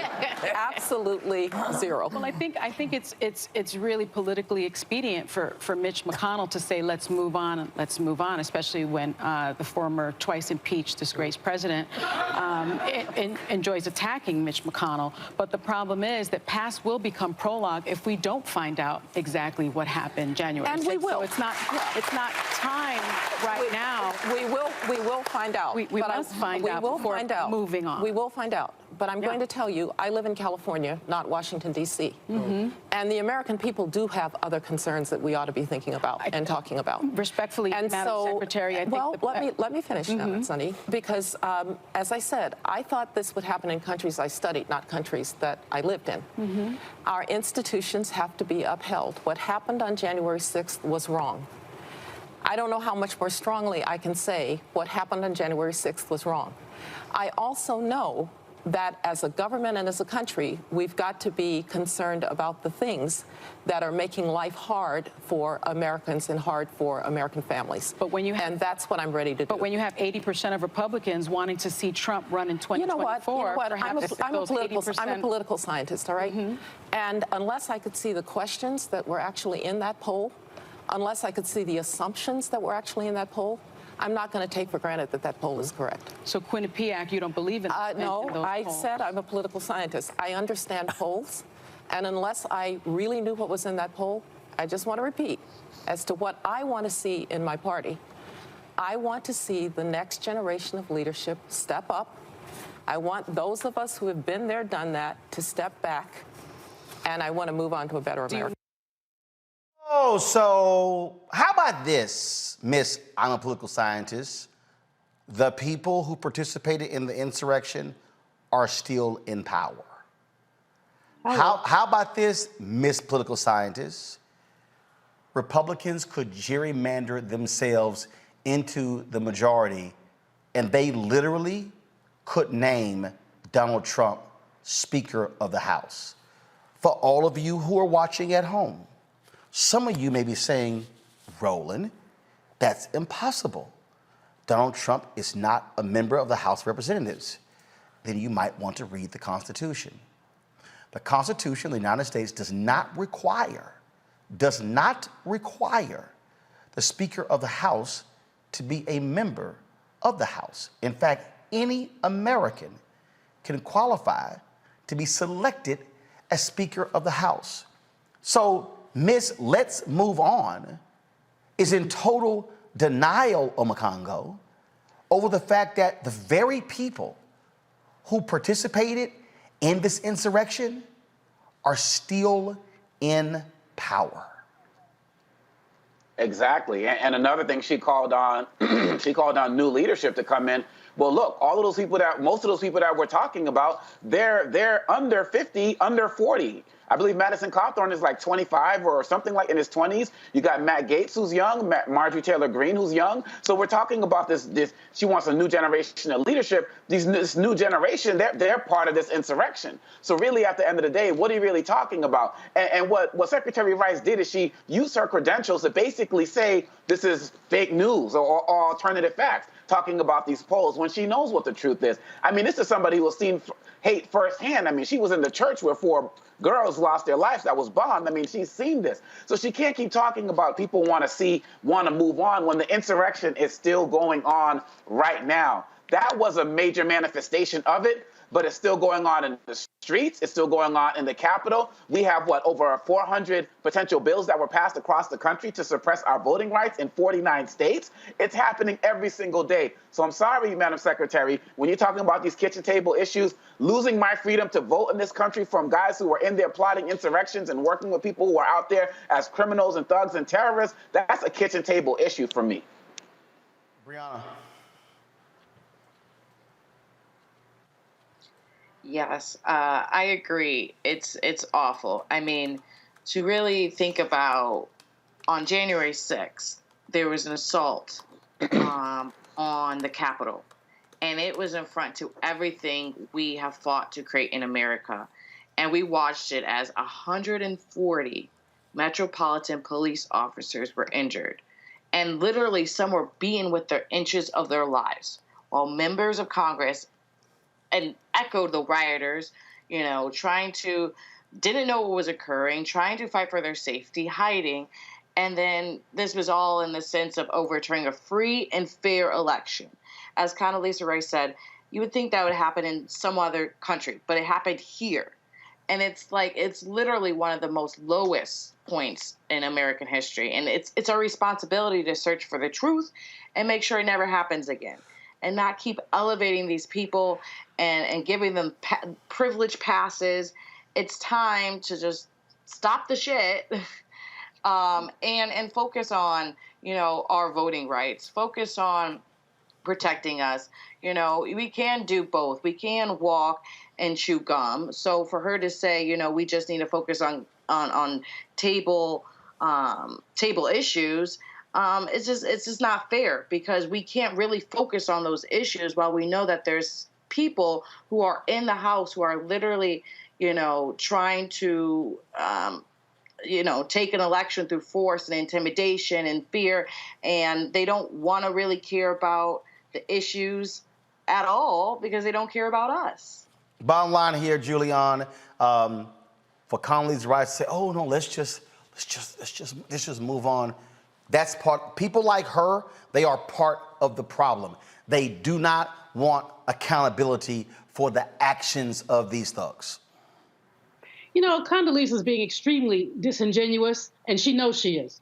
For her to, how many times she said, I'm a political scientist. So, you know, I'm an economist. Right. You know, most social scientists understand polling. She's absolutely right that depending on what the question is, the answers can be skewed. But we know that this is not the case because consistently Republicans have talked about what they want to do and what they want. They want that orange orangutan back in the Oval Office. Here's the deal. The same obstructionist tactics that propelled January 6th are the obstructionist tactics that refuse to let us have our voting rights, the same obstructionist tactics that refuse to deal with Build Back Better, even though the majority of American people say they want the Build Back Better plan, the same obstructionist tactics that essentially allowed that little pissant, as you called him, to talk over Jamie Raskin because he doesn't have anything to say but talk over. So with all due respect to the former Secretary of State, stick to running Stanford, sister. Stick to trying to run Stanford because you don't have anything to say about this if all you have to say is move on. All right, folks, got to go to the break. We come back, our Black and Missing, also some other news, and of course we'll talk with Jim Jones, who says, y'all soul food ain't bad. Really?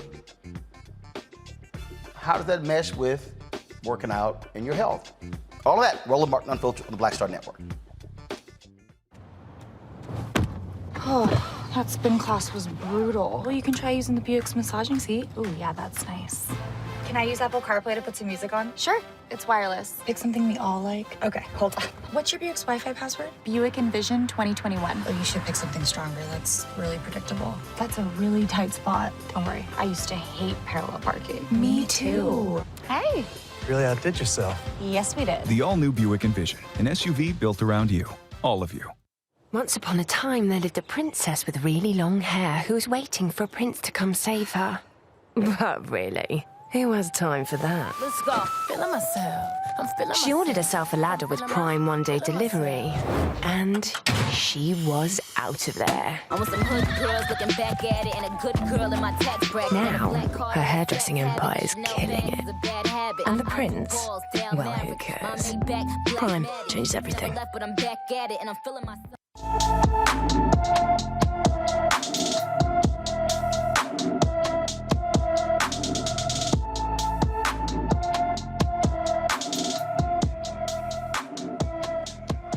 "16-year-old Kanaya Babers-Lamille was last seen on August 12, 2021 in Ukiah, California. She is 5 feet 5 inches tall, weighs 170 pounds, with black hair and brown eyes. If you have any information regarding her whereabouts, contact the Mendocino County Sheriff's Office at 707-463-4086, 707-463-4086. Folks, Reverend Jesse Jackson Sr. and the Rainbow Push Coalition will host a rally for Jelani Day tomorrow in Peru, Illinois.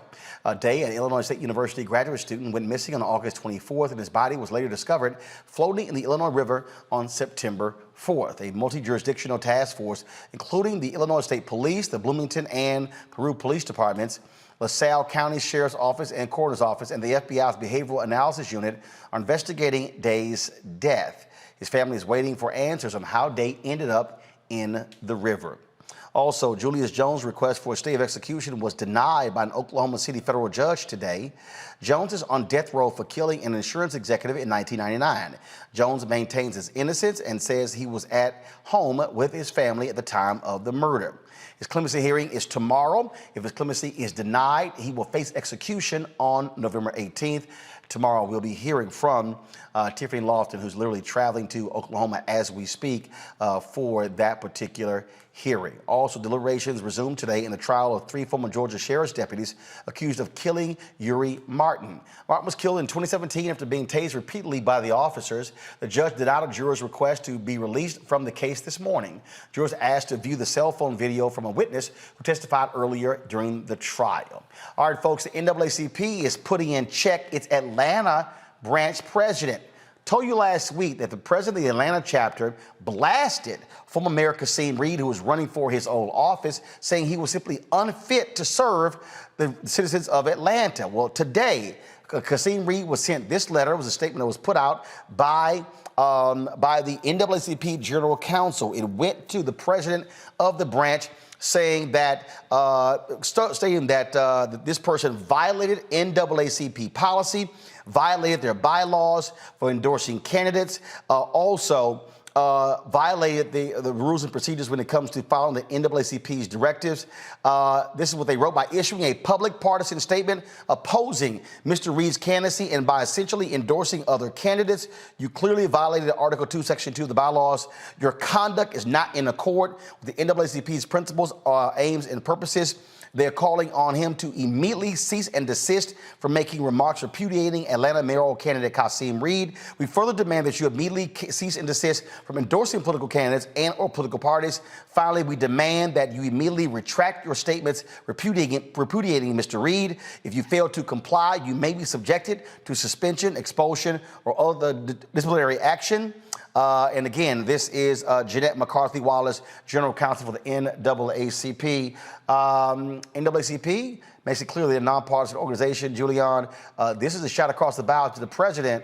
First of all, we don't have Julian right now. I'm going to Congo. It's certainly a shot across the bow to that president by saying your actions by endorsing a candidate can put into question the 501c3 status of the chapter.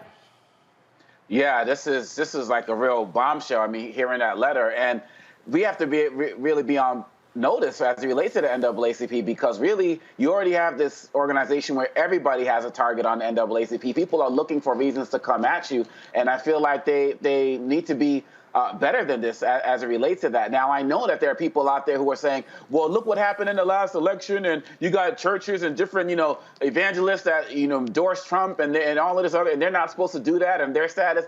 Look, we can't get into all of that when it comes to our own organizations. There's always going to be another higher level of scrutiny that comes towards groups like us. And so I really hope that the NAACP chapter there works this out, because we really don't want to get in trouble risking that type of status. And you can make statements and call people out, call folks to action, call them to do certain things that you feel like they may not have done before without putting it in a way that makes it seem like you're endorsing somebody else. And so I think the NAACP has a lot of cleanup to do right now, and I think that letter speaks to that. And for folks to realize, you can speak to issues, but you cannot make endorsements of candidates, Brianna.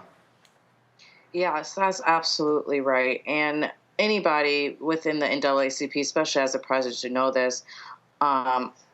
As you are part of the D9 as well, Delta Sigma Theta Sorority Incorporated is also a nonprofit, and we are not able to, speak on behalf of candidates and so forth. We, get out the vote and make sure everyone's educated, but you can't be partisan, and we know this. And so I find it appalling, and I don't think a mistake for that to occur, because no. This was not a mistake. If you saw his initial statement, he went off. And he signed it. He signed in that letter. NAACP General Counsel was like, you did this on NAACP letterhead. So here's the deal. Here's the deal. You as an individual,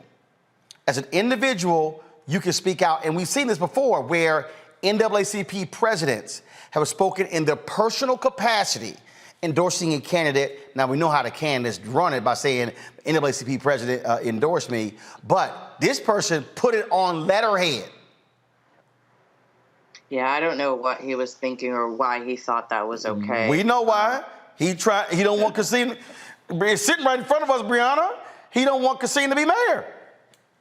Well, I mean, and he could not want him to be mayor and still not take such an egregious action. And I can say maybe I understand why he doesn't want him to be mayor, but that's an irrelevant point, and there's reasons why, we have 501c4s and 501c3s, and you need to respect it when you're in that space. And there was other ways that he could work to make sure that he wasn't mayor in his own individual capacity, versus, really throwing out NAACP when, NAACP is in certain ways still at vulnerable stages. And, yeah, I just don't think that was right for him as a president. All right, folks, got to go to break. We come back. We're going to talk about food, the power of food, especially soul food.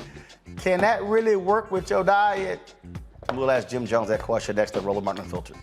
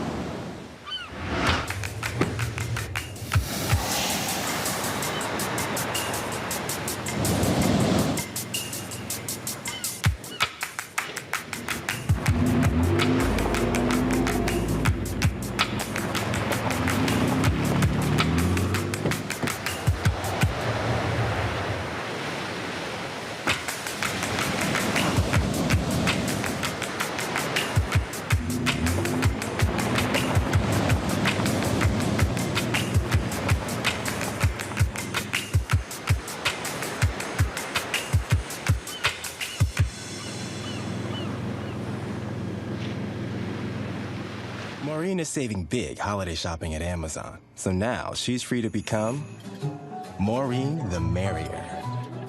Food is her love language. And she really loves her grandson. Like, really loves.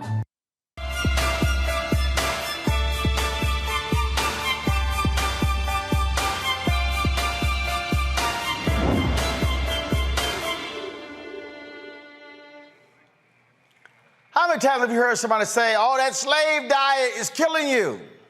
Really?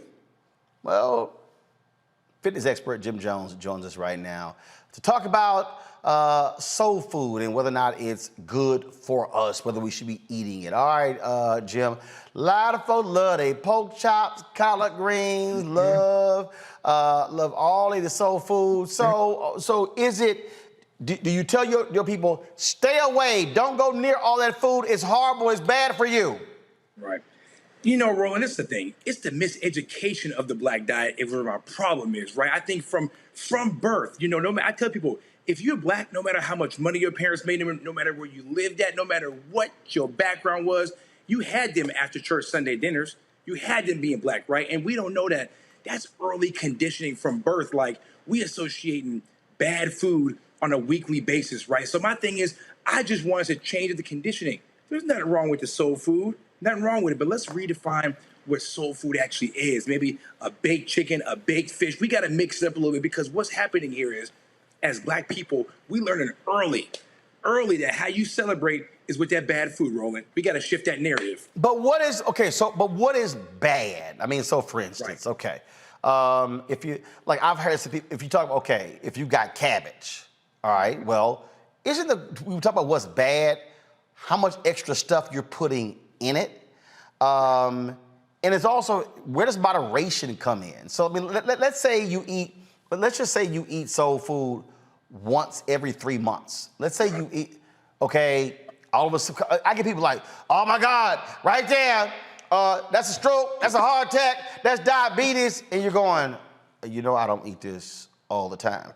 The difference is when you're eating it every day. If bacon is in your diet every day.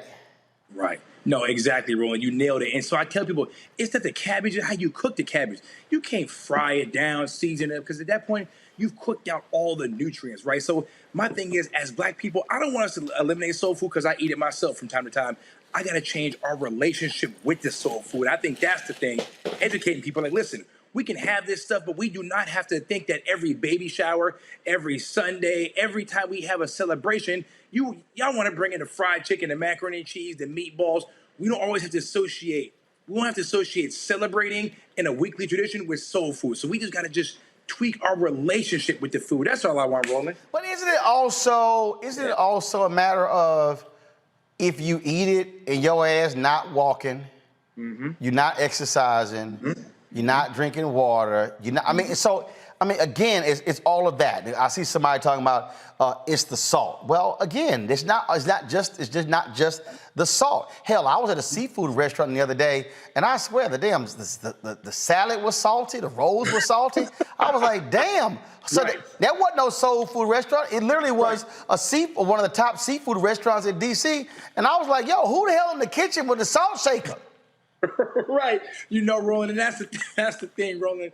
I tell people you can eat the food, but we also got to associate as African Americans. I want us to have, of course, I want us to have the good food, but we got to focus on doing a little bit of exercise too, right? It's okay on Sunday dinners if you want to have that, right? But in the morning, let me get a Sunday squat challenge, right? Let me get a Sunday walk. So we have to link diet and exercise, right, to the foods which we love to celebrate with. Because like I said, if you Black soul food is tradition, I love it myself, but it can't just be soul food Sundays, okay? Give me soul food and squats. That's the new hashtag, Roland. I need you to go ahead and tweet that for me right now, Roland. Well, soul food and squats. But also, here's one thing before I go to Brianna and Omakongo with a question for you. It's also what people are not regularly checking their stats. So I was in Atlanta last week, and I decided to go to the CVS for some chips. Oh, man. I threw that in. Calm down. Calm the hell down. And so they were doing blood pressure checks. They were doing cholesterol checks. They were doing glucose checks. Okay, and it was very interesting to me. All the folk who were walking by, and so I stopped in. They were like, "Hey, you want to get checked?" I was like, "Yeah, all right, that's fine." They were like, "Well, we got $10 free CVS bucks." I was like, "Man, I'm good." I said, "Come on," and I'm real bit nonchalant about it. So, and I took, and just so all y'all people who think I'm lying, okay, see, boom, right there. Okay, you get that documentation. Okay. And here was the whole deal. And so again, I don't understand why you pass up a free damn check. It's free, So they did blood pressure, 118/78, and they said the goal is 120/80. I'm underneath. Then they said glucose, fasting under 100, non-fasting under 140. Mine was 72, but I wasn't even fasting. I had eaten 6 hours earlier. And then they had total cholesterol. Gold 200, mine was 135. Okay. And so I was like, all right, we good. And now it doesn't mean, we about to go to the soul food restaurant and stock up. But the whole point, I just think for a lot of people, people berate folks, and it's kind of like, no, if you do moderation, I'm like occasionally, but yeah, if you're doing it every Sunday, if you got fried chicken and pork chops every Sunday with the greens smothered in and with ham hocks and a ham and all kind of other stuff every Sunday, you're gonna have a problem. And that's what I'm saying, Roland. I feel like we're losing more people to diabetes, hypertension, and heart disease. The same thing to the gun violence, right? So, Roland, and been in the South too. Roland, you from Houston. You know how y'all do in the South. Y'all really love y'all soul food in that South, Roland. You know that. Yeah, but hold on. But guys said my maternal folk from Louisiana. So hell, we do more gumbo and seafood than anything else. So I mean, I don't eat a lot. First of all, I can't stand most soul food items anyway.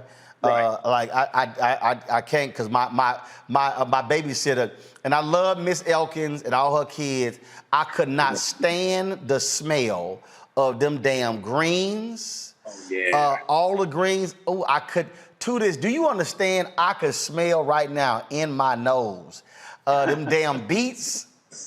They had all that soul food. I don't eat most of that. I can't stand the smell. So that's just me. Brianna, you got a question for Jim Jonez about soul food, nutrition, and working it out? Absolutely. I am not like Uncle Ro. I love my soul food. I love cooking it. I love eating it. I can't think about a celebration or a meeting without food. Not necessarily soul food, but food is the life. Yes, very much comfort. So I'm I'm gonna play in on your whole squats for soul food. Yeah, so yeah. if I was gonna Breon, when last time you did a squat? I haven't, and that's what I'm asking. How many do I need to do in order to keep eating my soul food? When the last time you did a squat, Brianna, can you even stand up right now and drop a squat? I can, but I will not. You can? I can. I wear heels, Roland. Take them off. Flat-footed. No, I'm saying we have a little exercise with the heels and having to go to the bathroom and the public, but we won't go there.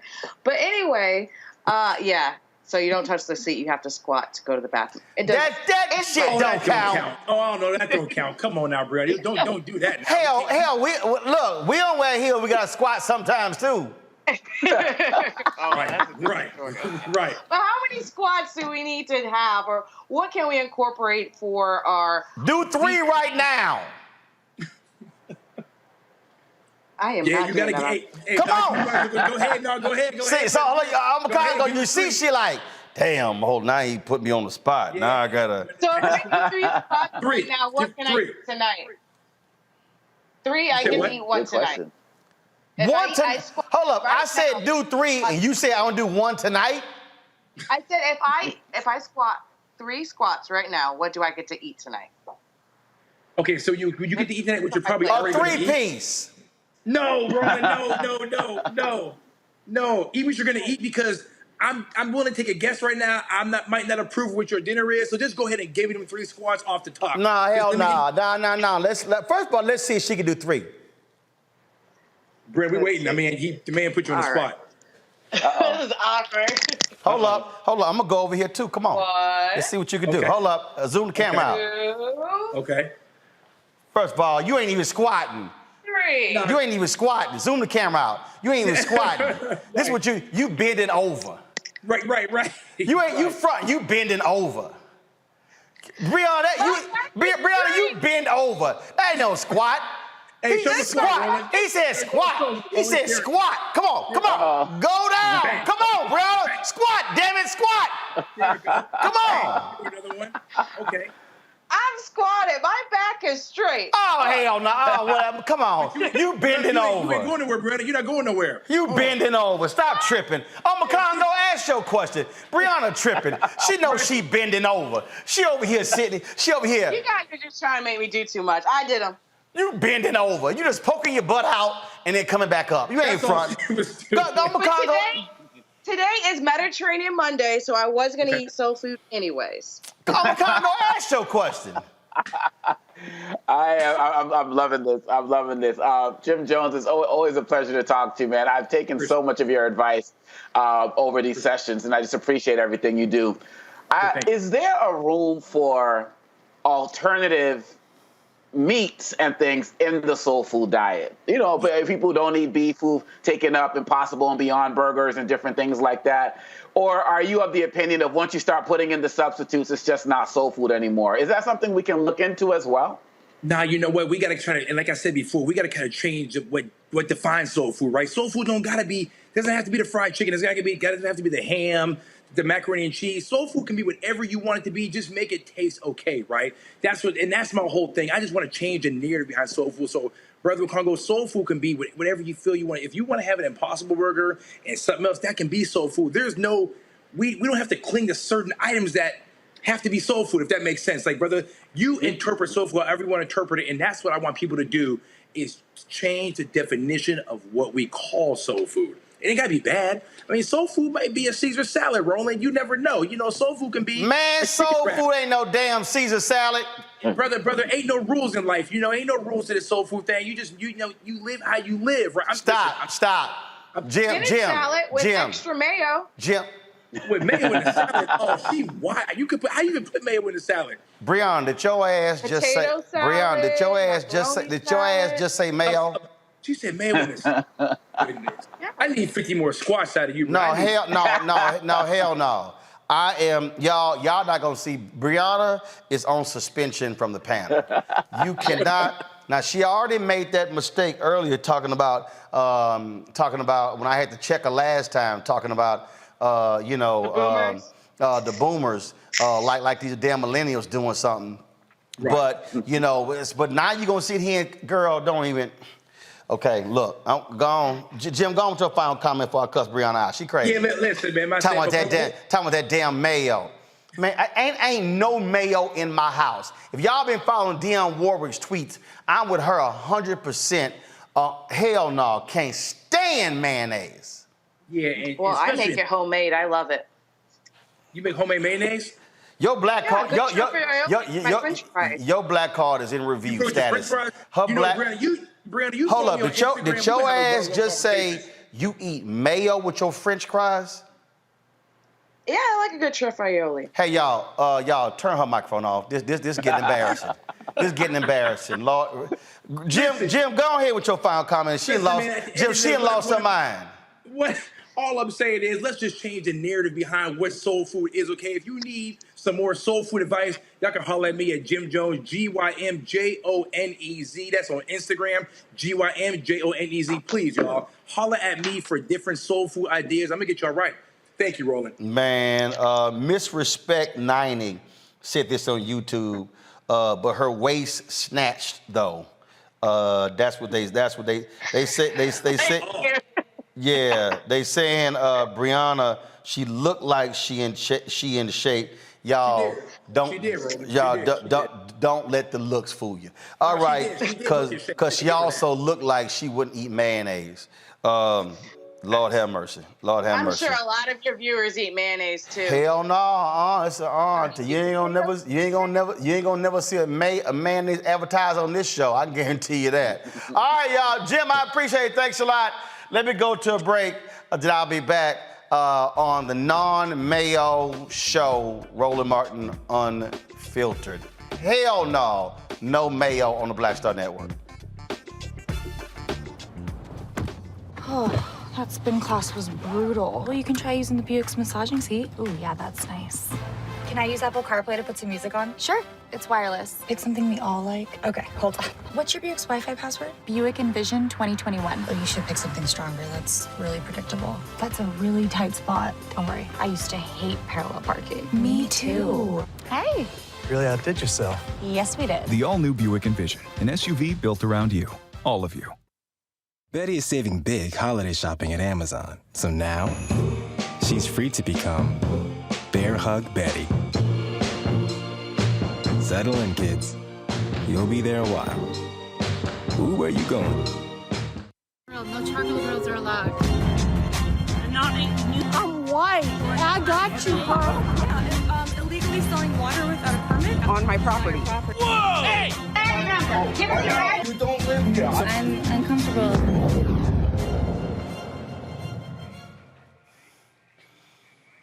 All right, y'all, so we do this segment because it just gets crazy being black in America when you just trying to mind your own business, you just trying to handle your business, you get confronted by folk. A Nashville comedian, Joshua Black, says he was accused of breaking into cars at a downtown apartment complex because he's black. Watch this video that he dropped on social media. Fuck you. First off, we have break-ins here of cars. They broke into my car. They did? Well, I'm sorry. Of course. They broke into my car 5 times. Hi, I live here. I've been living here for about 5 years. And then Karen walked up to me just now, and she was pestering me about what I'm doing following her. What am I doing? She came all the way to my car, and now did you call security yet? Yeah, I called one of the officers, yeah. What did he say? He didn't answer. I was trying to leave a voicemail. You want me to help you call security? Sure. How long y'all been living here? Go right ahead, call security. How long y'all been living here? It doesn't matter how long. You got anything to say or no? You just. I got my car broken into. I don't give a fuck. Only a month ago. I don't give a fuck. I pull in here where I pay $1,700 a month. First off, sir, the description was exactly what you're wearing. And then you have a backpack. That's crazy. Yeah. So the description was me of the person that broke into your car? Yeah. The hoodie, everything. They had on a pink hoodie when they were breaking in? Why I just mentioned it. I apologize. They had on a pink hoodie, black nails, and a backpack. I mean, she did this. I'm not content creator. I'm a fucking influencer. If I wanted to, you'd be finished.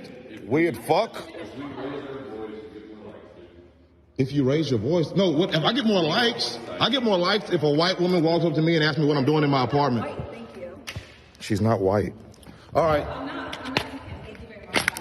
She's Mexican. All right, good day, Karen, and whoever the fuck you are, goof. Fucking. All right, first of all, Joshua, man, next time, bro, you shoot this video, please shoot landscape. I mean, that way it fills the whole screen. I keep telling y'all, please stop shooting this way. Because see, then you shoot this way, come on, let's do the shot. I gotta put that screen on the back of the video. No, go to the preview shot, please. Come on. Preview shot, go to program. Preview program, thank you. Okay, I gotta do that shot. If y'all shoot landscape, horizontal, then of course I can get the full video in full screen. But see, Brianna, I guarantee you she like mayonnaise. We don't know that. I guarantee you she like mayonnaise. She may or may not. That doesn't take away. I guarantee you she don't eat French's mustard. But go ahead. I don't know what she eats. Whatever she eats, she needs to change that because it's not helping her mental ability. And she says she's Mexican, so I guess white Mexicans can. Yeah, they are white Latinos. So I mean, let's just be. Yeah, there is, but that doesn't mean just because you're Mexican, which is a white Mexican, that means it's okay for you to be racist. And I highly doubt when he said his car got broken in 5 times. So this is a thing that's been going on and on and on. So when she's saying they described it in a hoodie, so that one person is going to keep on wearing that same hoodie and it's going to be pink. Right. McCongo, that's the one that did me. He was like, so the person was wearing a pink hoodie with a backpack. With black nails on top with black nails. Doing what was that for that movie? What do they call those? What is the movie doing? Yeah, Spirit Fingers. Spirit Fingers. Oh yeah, bring it on. Yeah, man. He got her good, man. It's really ridiculous. And quite honestly, if she lives in the building, he lives in the building, he needs to go to whoever's in charge and talk about how he's being harassed. I mean, we got to start filing reports. I'm glad the documentation is there. I'm glad, the viral TikTok video happened, but I want to make sure that he's getting the protection and respect that he needs in that building. So he's got to make sure, file a report on her so he can stop being harassed, because this fit the description nonsense. It's ridiculous. But at the end of the day, if security does come and you get the wrong guard, you just set up for more trouble. And so I think at the end of the day, he needs to make sure that he's getting protected within the building from people like her. Man, I'm telling you. Brianna, go ahead. I think I was going to say that, the joke in itself was, he said he pays $1,700 to live there. He need to buy a house. Well, that's another story. He's probably a millennial. We'll have that on a different day, different conversation. Yeah. But no, it's these things have been occurring over and over again. Clearly, their security is not strong. So who is he going to have to protect himself? Not let alone the property, right? So I mean, he could keep filing these complaints, but I'm pretty sure these people who are paying all this egregious money, have complained about their car being broken in. It is documented, et cetera. And I don't think the property is doing much. So I would think him as an influencer, he probably should put his name of the apartment on blast so they can start stepping up. You know what's so funny? You keep talking about millennials and stuff. When I was in Atlanta, Judge Gundy, it was so funny. We were interviewing her for the show, and one of her staffers on Congo was like, "Judge, why are you always criticizing millennials?" She said, "Because y'all do millennial shit." Dog, I hollered. And that's what I'm saying. Sometimes you gotta check them to doing millennial shit. All right, we gotta go. All right, that's right. Such as eating mayonnaise with your damn French fries. I'm team no mayo too, Roland. I gotta keep it real. No mayo for me either. Just keep it real. Hell no. Sorry, Brianna. Mad love, but I'm team no mayo. Man, if I was single and took you out and you had some mayonnaise with fries, you'd be paying for your own meal and getting an Uber home. I'd be like, that ain't. No, she gotta go. No, can't bring her home. No mayonnaise with fries. What's wrong with you? What is wrong with you? I know Gen X has to have more chivalry than that over some Shit, you got mayonnaise and fries? You didn't see Pulp Fiction? Oh, goodness. You're missing a great delicacy. I'm sorry to hear it. Jesus. Man. You know what? I'm going to call some preachers. We're going to pray for you. I'll take the prayers. Not over mayonnaise, but I'll still take over the prayers. No, they're going to lay hands on you. We're going to get some holy water or something. All right, y'all. That is it for today's show. I am going to be in Houston tomorrow. Game 1. The World Series, my Houston Astros playing at home versus the Atlanta Braves. I will be there. So game time is 8:05 Eastern. So Avis is going to be sitting in for her brother. I might pop in the first hour from Minute Maid Park in Houston, but she's going to be holding it down. Fisk University, I'm going to see you guys on Wednesday on campus. I'm a scholar in residence there, and so looking forward to that. And then Friday, I'll be in Indianapolis for the State of Black America panel. Eddie Glaude, Alicia Garza, we're talking about activism, so we're going to be live streaming it here on Roland Martin Unfiltered. Saturday, Atlanta, I'm back. Game 4, Astros versus the Braves. I'll be in Atlanta for that. Sunday, I'll be in Los Angeles with Eric Dickerson for his golf tournament on Monday, and so we got a great week lined up. And so, busy on the road. Appreciate it. Juliana Malvo, she had to leave earlier. I'm a Congo, thank you so very much. And that millennial shit, Brittany, just... My God, did you just say mayonnaise with French fries? Ooh. You'll love it one day. Never. Okay. Never. I'm telling you right now, never. Never. Jesus will be back before I eat mayonnaise with French fries. Because you'll be in heaven. You're absolutely right. You know, you gonna go to the gate of St. Peter. He'll be like, look at here.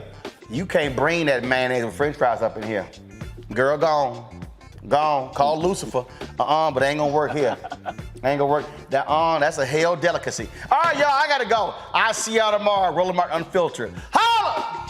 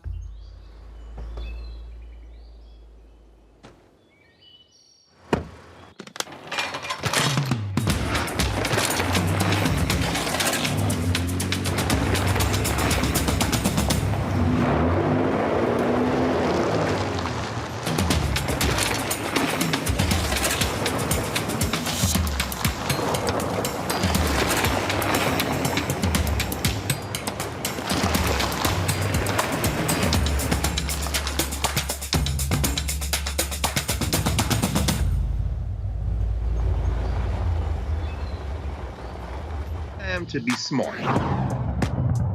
Roland Martin's doing this every day. Oh, no punches! Thank you, Roland Martin, for always giving voice to the issues. Look for Roland Martin in the whirlwind, to quote Marcus Garvey again. The video looks phenomenal, so I'm really excited to see it on my big screen. Support this man, Black Media. He makes sure that our stories are told. See, there's a difference between Black Star Network and Black-owned media and something like CNN. I got to defer to the brilliance of Dr. Carr and to the brilliance of the Black Star Network. I am rolling with Roland all the way. Honored to be on a show that you own. A black man owns the show. Folks, Black Star Network is here. I'm real revolutionary right now. Roland was amazing on there. Stay black. I love y'all. I can't commend you enough about this platform that you've created for us to be able to share who we are, what we're doing in the world, and the impact that we're having. Let's be smart. Bring your eyeballs home. You can't be Black-owned media and be scared. You dig?